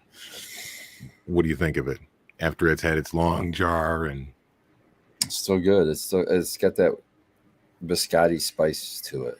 That's like, I don't know. I get a weird peppery spice kind of in it, and it reminds me of biscotti. So it's good. I just don't. I don't have room for it in my arsenal right now. I don't have a big plant count right now, so can't hold on to everything. But I got a bunch more seeds of it, I think, so I could always get back to it. Spartan Anything Grows wants to know how the 2 plants that you moved are looking. Oh yeah, so I took 2 plants out of a bed that was just volunteers. Actually, there was 3 in a bunch all growing together, and 2 looked really, really good, and they had thick stems on them. I'm assuming it's hemp. It's an assumption. I don't know, but I took them apart, and the root balls were all intertwined, and I just did my best to pull them apart and just put them in 2 pots and watered the hell out of them and put them on my porch, and they almost immediately, when I checked on them in like 10-15 minutes, they were all wilted and shit. So I pulled them into the shade, and they're doing great. Now they're fine. So it's been a day, and they're still alive. So I'll give it another day and see how they're doing. I might put them back out in the sun. On today's festivities, I brought a whole bunch of vegetable plants and 2 cannabis plants over at my friend's house. We were just giving them away to whoever was over there. Nice. Becca potted them all up yesterday, and we're like, let's just take a bunch of plants over. We're gonna go be around people, you know. We have too many. We're going out of town. Good Sit on idea. the deck and fry and die. So, you know, come on by. Like we have too many. I'm gonna write a children's book with those rhymes one day. Are you going to narrate it too? Yeah. So, Red Seuss, Dr. Red. Quibbly is driving me nuts. He's sitting right here, just looking at me, panting. I'm like, the fuck, man? He's like, it's hot, bro. Where's my popsicle? I got the windows open and the fan blowing right on his ass, and the ceiling fan going. And I feel great. I think it feels wonderful right now. But he's sitting here with his biggest tongue. The tongue is as big as his head. We lucked out too. I was going to grab him, but he ran away. Jojo's laying here. He hasn't made a noise. Have you noticed that when I say that now? Just wait. Now he's gonna wake up and do the whole fucking thing. But he's been worn out, man. I think it's the heat. We gave him a bath yesterday, and he just we got to the farm, and he's usually, you know, clicking around, walking around, barking, and wanting to go out like a dozen He's all times. fired up. Yeah. He just went straight to bed, and her and I worked super late. till like 6:30 in the morning, you know, and then of course he's up at 9 a.m. wanting to go outside. He had to, I'd take him out to go. Normally I can just walk him out because I don't like putting him on the cables fucking super early and having to keep an eye on him and shit like that. You know what I mean? And so I just walk him out, and he didn't go to the bathroom. He didn't pee. He didn't do anything. He had a shit, man. So he had to go out on the cable. He won't shit on the leash. So I had to go let him out on the cable, go do his thing. I wanted to cut the grass beforehand, man. Is anybody else having an issue with ticks yet? Yes. We found one in the bed. I've been dropping my mower even lower to try to eradicate those little fuckers. Hey, look at him up there now. There he goes. Little man. He's so fucking cool. Ladies and gentlemen, welcome Quibbly. Yeah, but I mean, He's got a tongue on him. He's such a happy little dude. Give him the mic. yeah, he's just also constantly the whole time. Happy That's dog. what I'm doing. Oh, come on, dude. Can't breathe. Is he a pug? Come Is he a on, dude. pug? Is that a Yeah, pug? he's a pug. Yeah, He's got Yeah, character. Yeah, he's nasally. Oh, he's when he was young, he even had the surgery to. The brace. I don't know what exactly, but they called. explained it. They open up his nasal, so he breathes better. But man, he'd have been terrible if he hadn't had that done. He's a What is that? Is that a defect from breeding, or is that? I assume so. Yeah, a lot Yeah. of inbreeding because to keep him Inbreeding. pure. Yeah, Yeah. but yeah, that's an ancient dog breed, really, and I don't know if it's proven fact, but the common, he's loud. The common thing story is they bred them because the wrinkles, I guess, in their face make a Chinese character for royalty, and it was a royal dog that they like a lap dog, and so that's what that's why they were bred, I guess, for that specific fold pattern in their face. So They're pretty cute. I'm always curious about small dogs. Does Mr. Quibbly, because he's small, does he? Maybe I'm just. Are you asking how big the dog's poop is, Red? Are you saying No, is it true that little no. dogs take little poops and big dogs take big poops?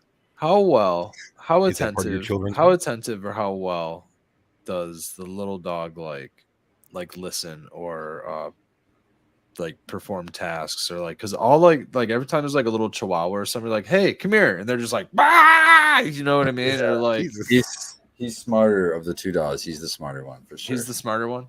Yeah, And the other one's a larger dog, right? Yeah.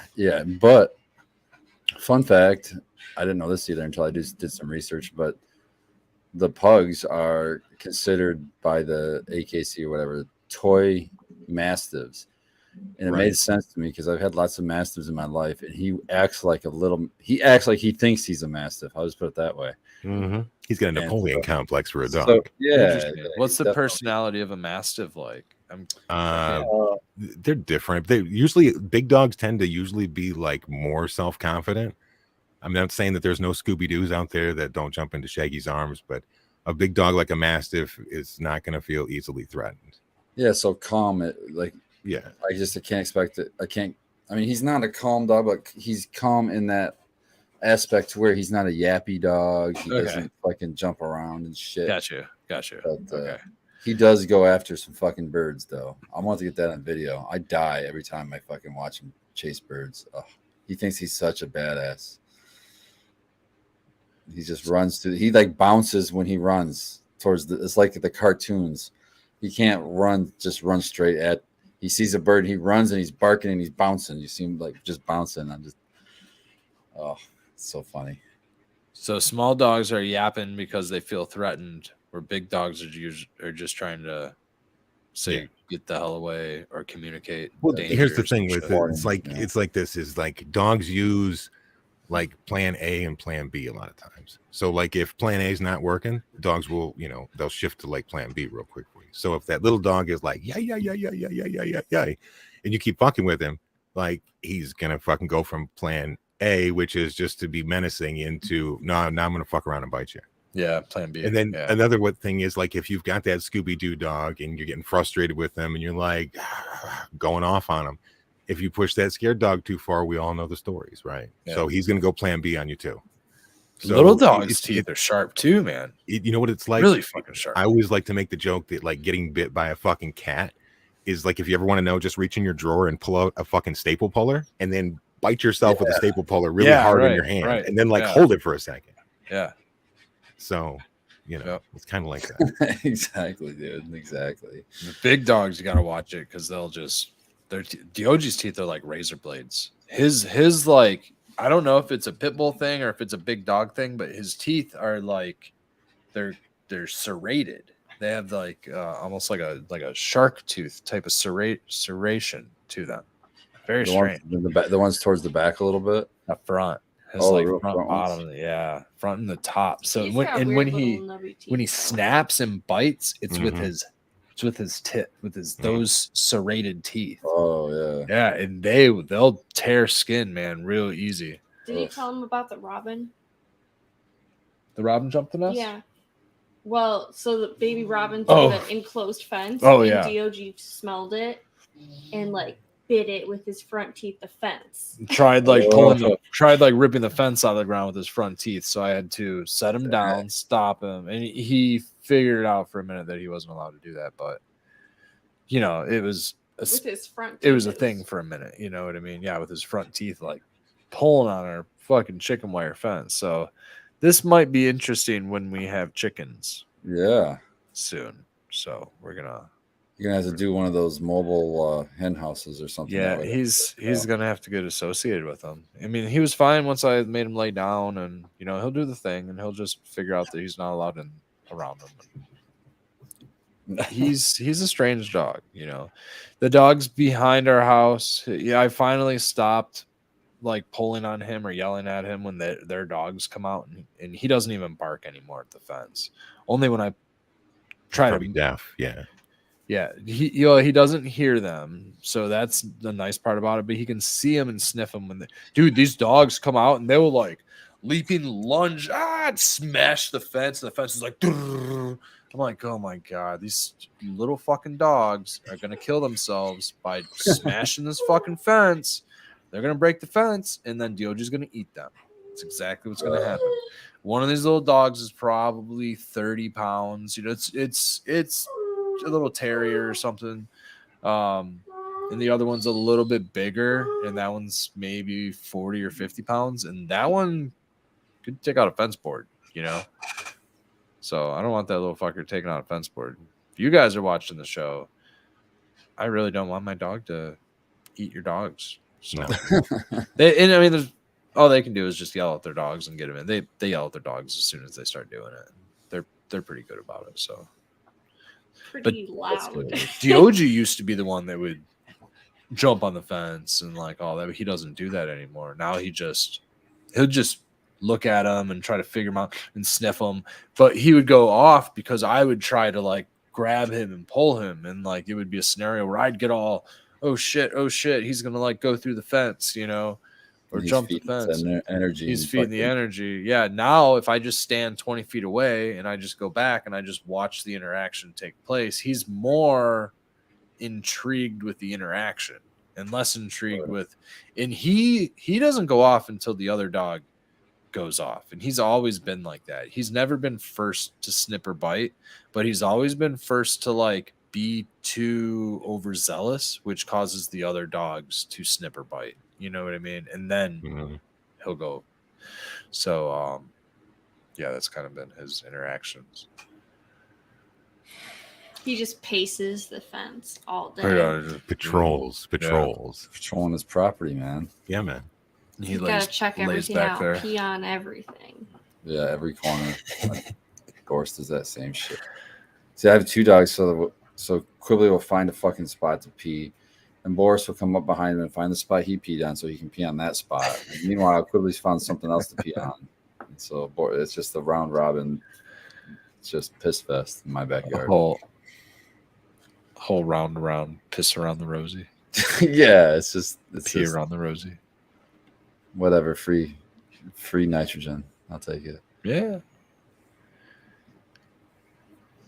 Keeps the Just grass I green. prefer not on the edible food, but Me too. Yeah, that's why. That's another good thing about raised beds. They stay the fuck out of those. Right.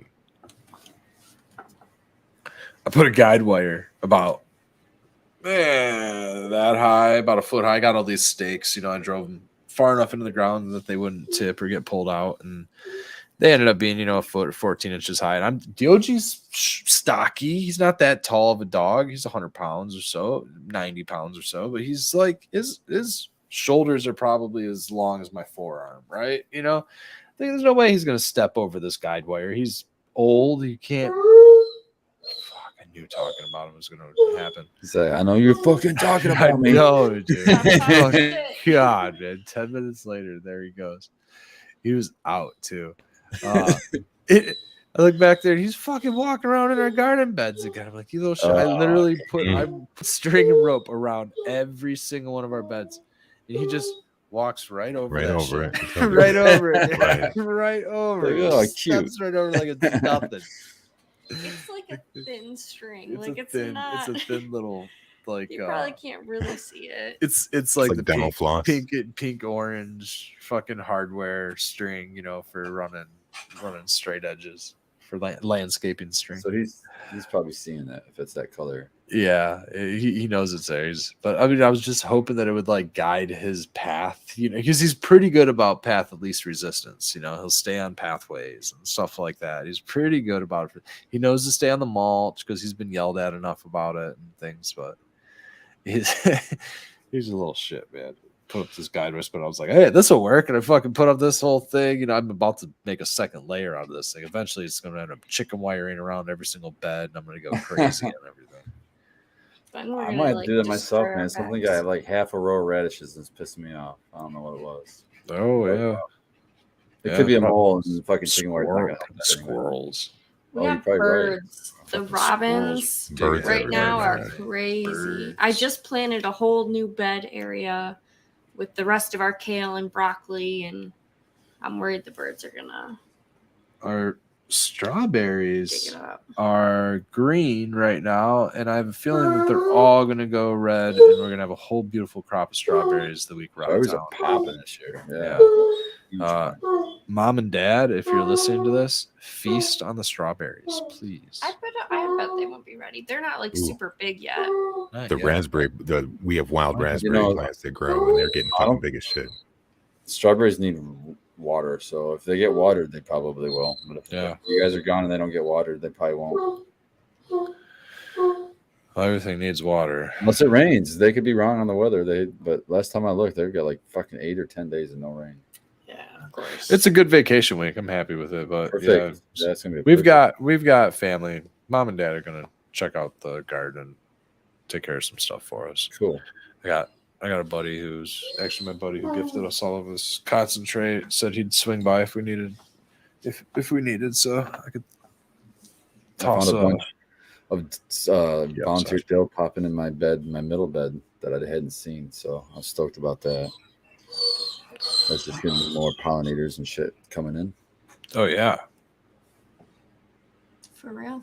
the volunteer is the best. I told Biggs I planted some dill in like starter trays, and it's all starting to pop up right now. And I said, if all that volunteer dill that I have pops up and it gets really good and strong, I said, I'm gonna bring this to the outdoor, this dill, and just put it, plant it just in between the rows or something, just to attract some pollinators and shit, some wasps, some predatory wasps, things like that.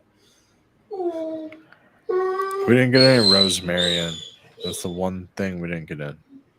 Did you get basil? We have some. We have some little Small. baby rosemary. Yeah, we have some basil. I gave my Lots of buddy some basil today. dill, parsley, cilantro, Basil. And I- onions. Planted that stuff on my cannabis row, the row that I typically put my cannabis plants, and I'll be planting out tomorrow. Fuck, dude! I just remembered I have to put my. They're hardened off. I'm happy. They've been under the sun. They're doing good. I have to fucking put them in the ground now. Yeah, everything Shit, we've put out so far has taken to it well. No, I'm gonna- no issues. do that in the evening tomorrow, I think. And I have to go to top off reservoirs. I always top off my reservoir before leaving town. Fortunately, most of them are already mostly full when I left there today. So I just really have to take the mostly full, fresh water res, top everything else off, maybe mix up some newts, check on everything and tuck them in, Nice. and In the morning. yeah, DOG is getting pissy. he's ready to go to bed, man. He's like, this floor, it's fucking 1240. You do this shit once a week, and this floor is dirty, man. I've been out. He's clean. He feels good, Somehow, dude, I don't know. Somehow there was a smashed tick in bed the other morning.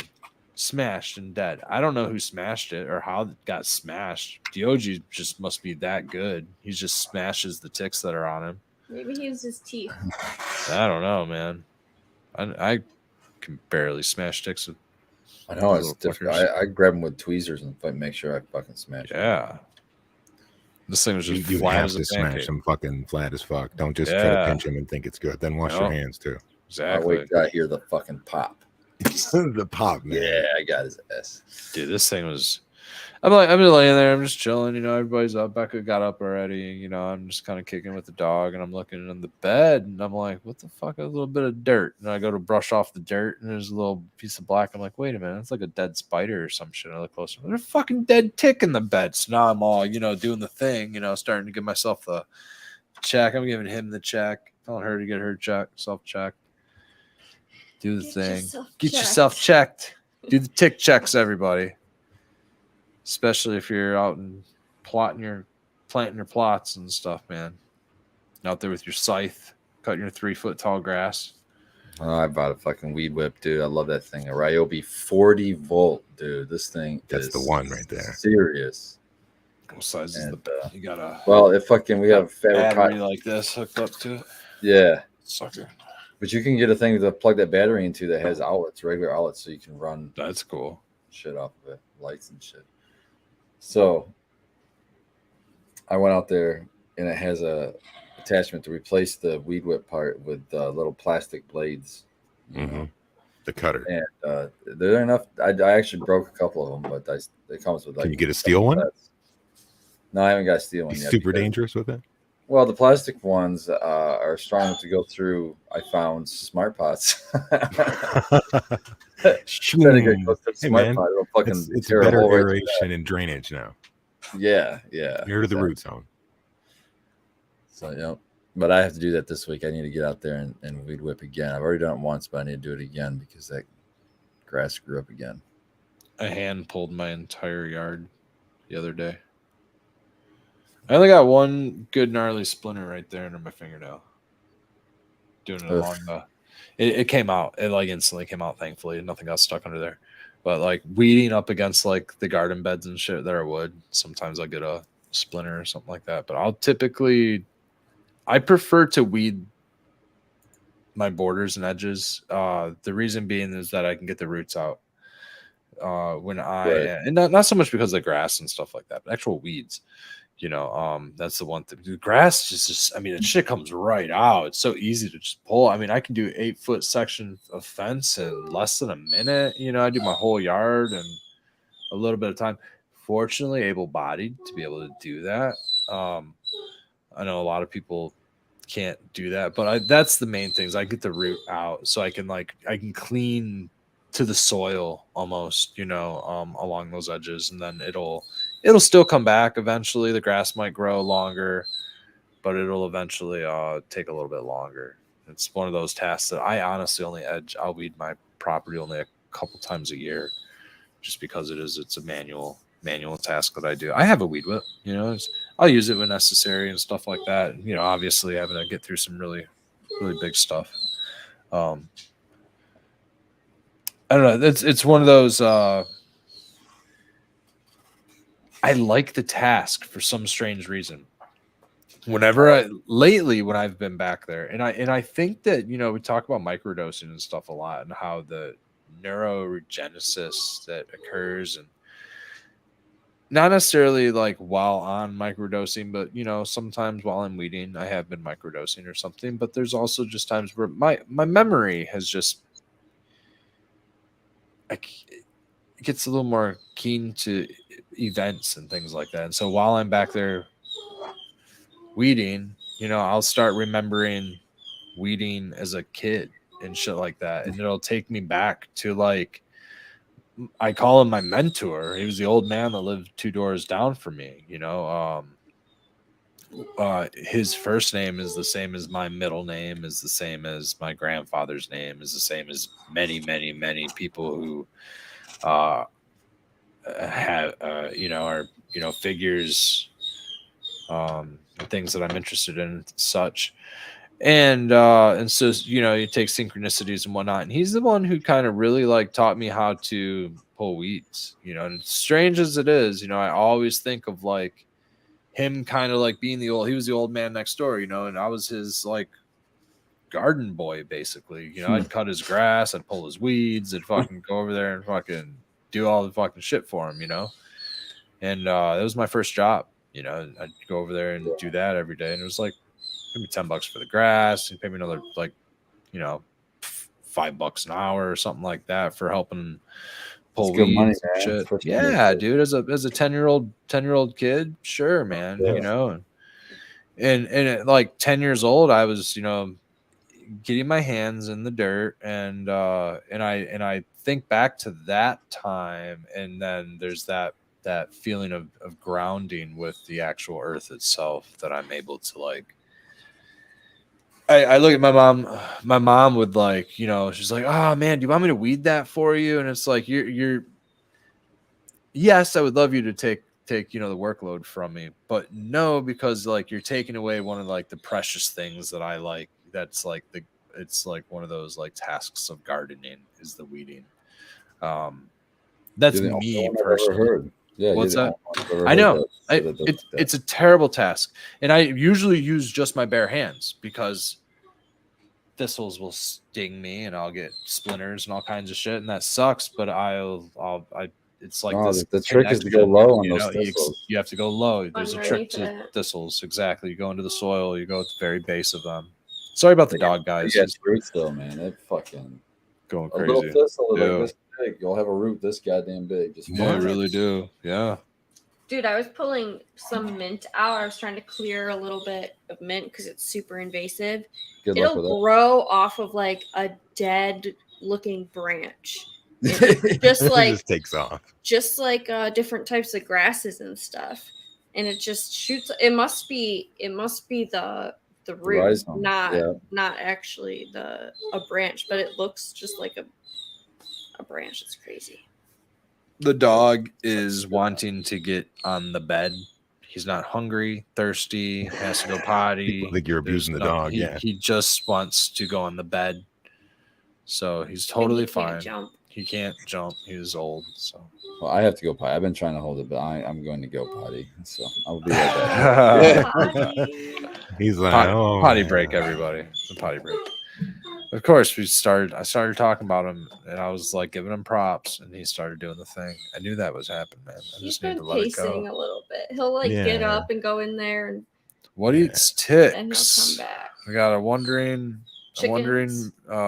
viewer wondering about ticks. Here, What eats ticks is hillbilly a possum. herb Get a grower. possum. Don't kill possums. There you If go. you see a possum, leave it alone. It's gonna eat all the ticks and shit. Oh, possum. Yeah. Yeah. Honestly, I don't see anything wrong with It's kind of like possums. using a living, breathing IPM. You know what I mean? Absolutely. Dude. Dude. We came in from barbecuing the other night, and we're hanging out over here. And then I'm like sitting here rolling a joint or something, and Becca goes, "There's an owl outside." And I go, "An owl." Oh fuck! I was like, man. "An owl." She goes, "Yeah, it whoo." And I was like, "An owl outside hooed at you." And I was like, I was like kind of being That's like cool as shit. like facetious and like joking around with her, but like I kind of thought she heard something else, to be honest. I'd never heard an owl in my neighborhood. And I went outside to tidy up some stuff, and dude, this motherfucker was right next door on our tree. Ooh. And he fucking let one out. It was almost like he was telling me to get out of there because I Leave moved this place around, at once. and he fucking let out another. He did about 3 of them, and he sounded big, man. I'm kind of happy with that because I've seen some mice in the garden and They'll things get like rabbits that. too if he's And big. yeah, dude. Yeah. And so it's awesome to have that predator around. We have a nice set of trees. I've seen some. Do you have any coyotes around there? I was sitting out the other night, laying in the hammock, and you can hear some dogs You were barking in the almost neighborhood. red sausage. But I can point out the difference between a pack of coyotes howling in the woods and the neighborhood dogs going off at We're like midnight. an enclosed Oh yeah, it's way different. neighborhood, though. It's way Everything- different. Way different. It's all Yeah. backyard fences all the way around. Pretty But much. sometimes the dogs will go on a howling rampage hear because the there's sirens. thousands of houses in this neighborhood. It's crazy, dude. I'd probably give myself away where I live just talking about it. It's such a crazy neighborhood. We've been riding our bikes lately and just getting Yeah. completely lost. Yeah, and it's like out in the Really? middle of nowhere. It's a giant subdivision with thousands of homes. Red, Slam you in got the to middle get of that like fucking the nowhere. app for that shit, man. They got like a bicycle app. And it'll A map bicycle everything app. out. Yeah. Yeah, it'll time your miles. I've got it'll that give you all on that like shit. my old phone. It's and more I like haven't we're Google like Maps. looking for goodies Have from our to- neighbors. You know, Down. Red's looking for fucking leaves. It's the wrong season for leaves, Red. You can worry about the mulch pile later. You don't have to We steal got the some neighbor's pots. We got some big, like, nice clay pots. Yeah, we got Decorative some ones, pots. okay. Yeah, and we plant got That's like stand. that was a plant clumsy stand. ride home, wasn't it? Yeah, Yes. it really was. Oh, Did my Red wear it gosh. on his head? Was Right he around like the We got KFC two. bucket head? We each had one. I had mine like on my hip, one handed. I've got It's hard to pedal that way. I've got one of those bag holders on the back of my bike, so I'm gonna figure out a way to. A The satchel. bungee cord on that. You need some Yeah. bungee cords. I'm gonna hook up my Mhm. wagon to it. And pull If the the wagon. little old men pull on the Bikes wagon around Brigade the has taught neighborhood. me anything, it's all about the bungee cord Yeah, that's and it. garbage Bungee cord bags. will work. Yeah, And bungee will work. never forget now the cheap low tech is if it's raining out, just get a store shopping bag and put it over your seat. That's how you Dude, I finally seat dry. I finally busted my bank and bought one of those $5 umbrellas that you see at the checkout lane at fucking Lowe's and Home Depot. I was, What is a it- $5 umbrella, right? dude. It's a giant like a golf, one, golf? one of those big golf umbrellas. Yeah, Okay. black and white stripe. Are So you gonna go Mary Poppins and so fly around the neighborhood? dude, you can't. You can't. The wind blows Is and it that thing flimsy? flaps inside out, dude. Those You gotta for turn it upside down. $5, dude. Yeah, no way. This thing is like to keep a mist off of you. That's about it. It's kind of So- like it's made out of the same metal as the ones that the head massager you can get where you just push down on it. It's the little metal tong things. I'm like gonna made like tell that. the story. Here's what's funny. I'm gonna tell a story, and then my dad is going to immediately tell me the project that we're gonna have to do to fix this, because he's been telling me that we need to Surprise. do this project for a very long time. And the other day we were trying to just grill some hot dogs, and I think we had like Brussels sprouts or something on the grill, and we put everything on the grill. It's on the grill for like 20 minutes, potatoes and shit like that. It's on the grill for like a half hour, and we go to check the grill, and it's cold. We just ran out of gas. We're like, ah, shit, change the gas, got a new thing of gas, put it on there.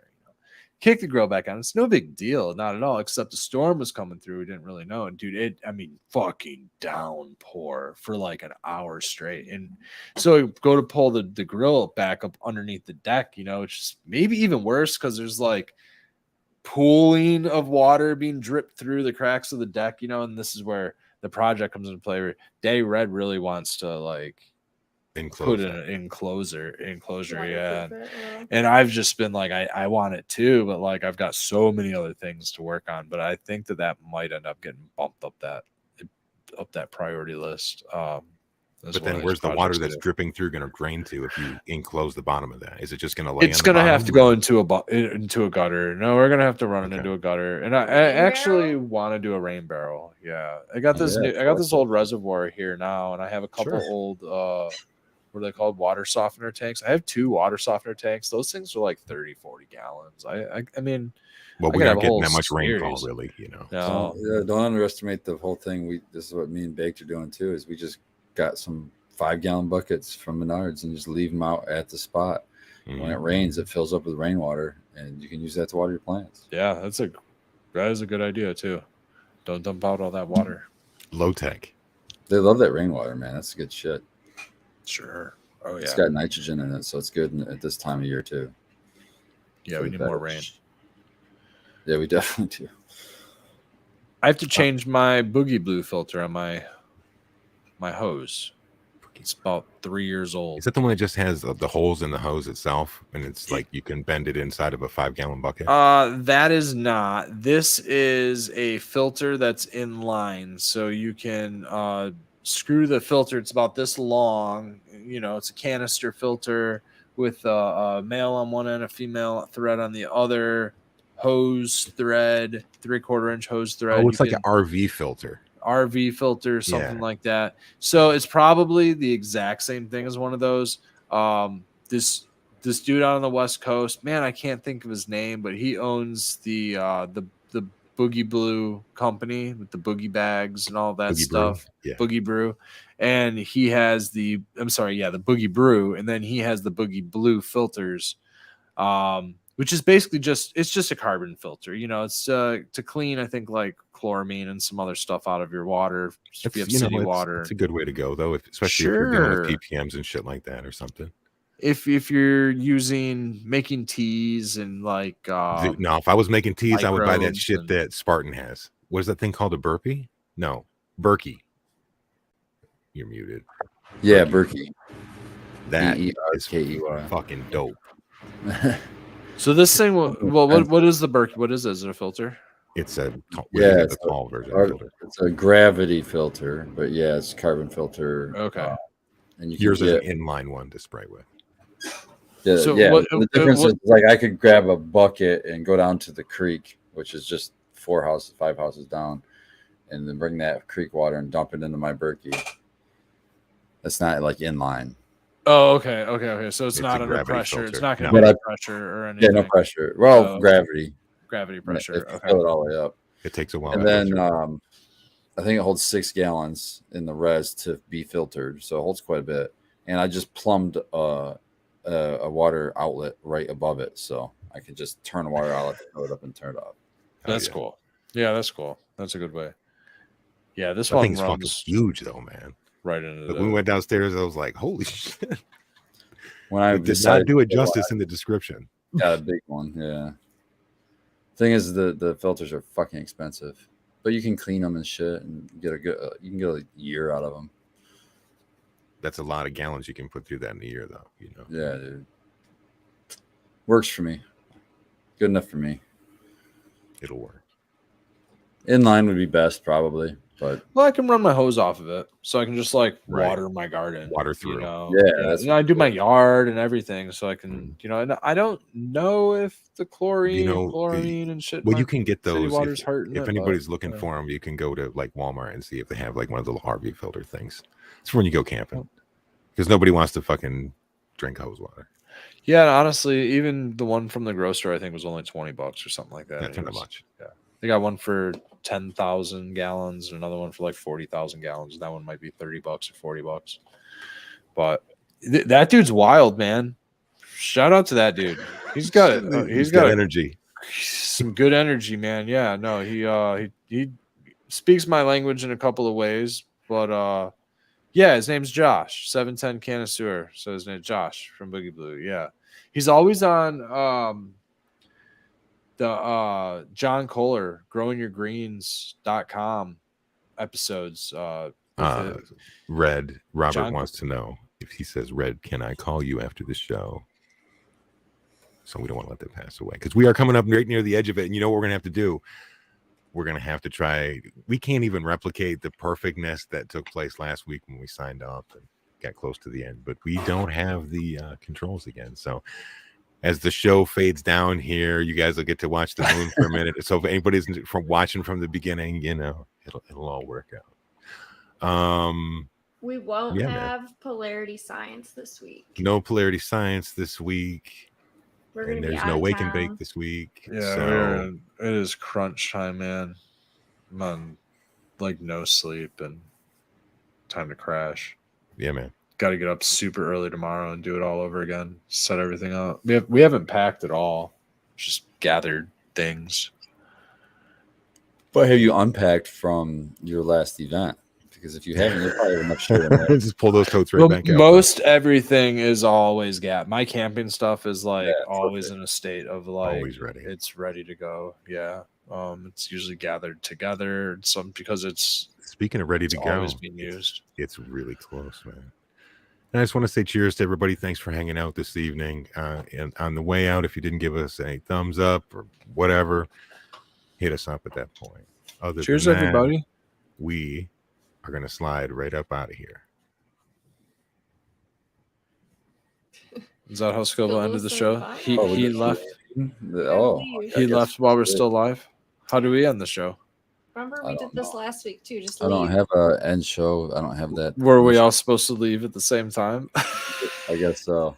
Bye. Good night, everybody. Have a good day.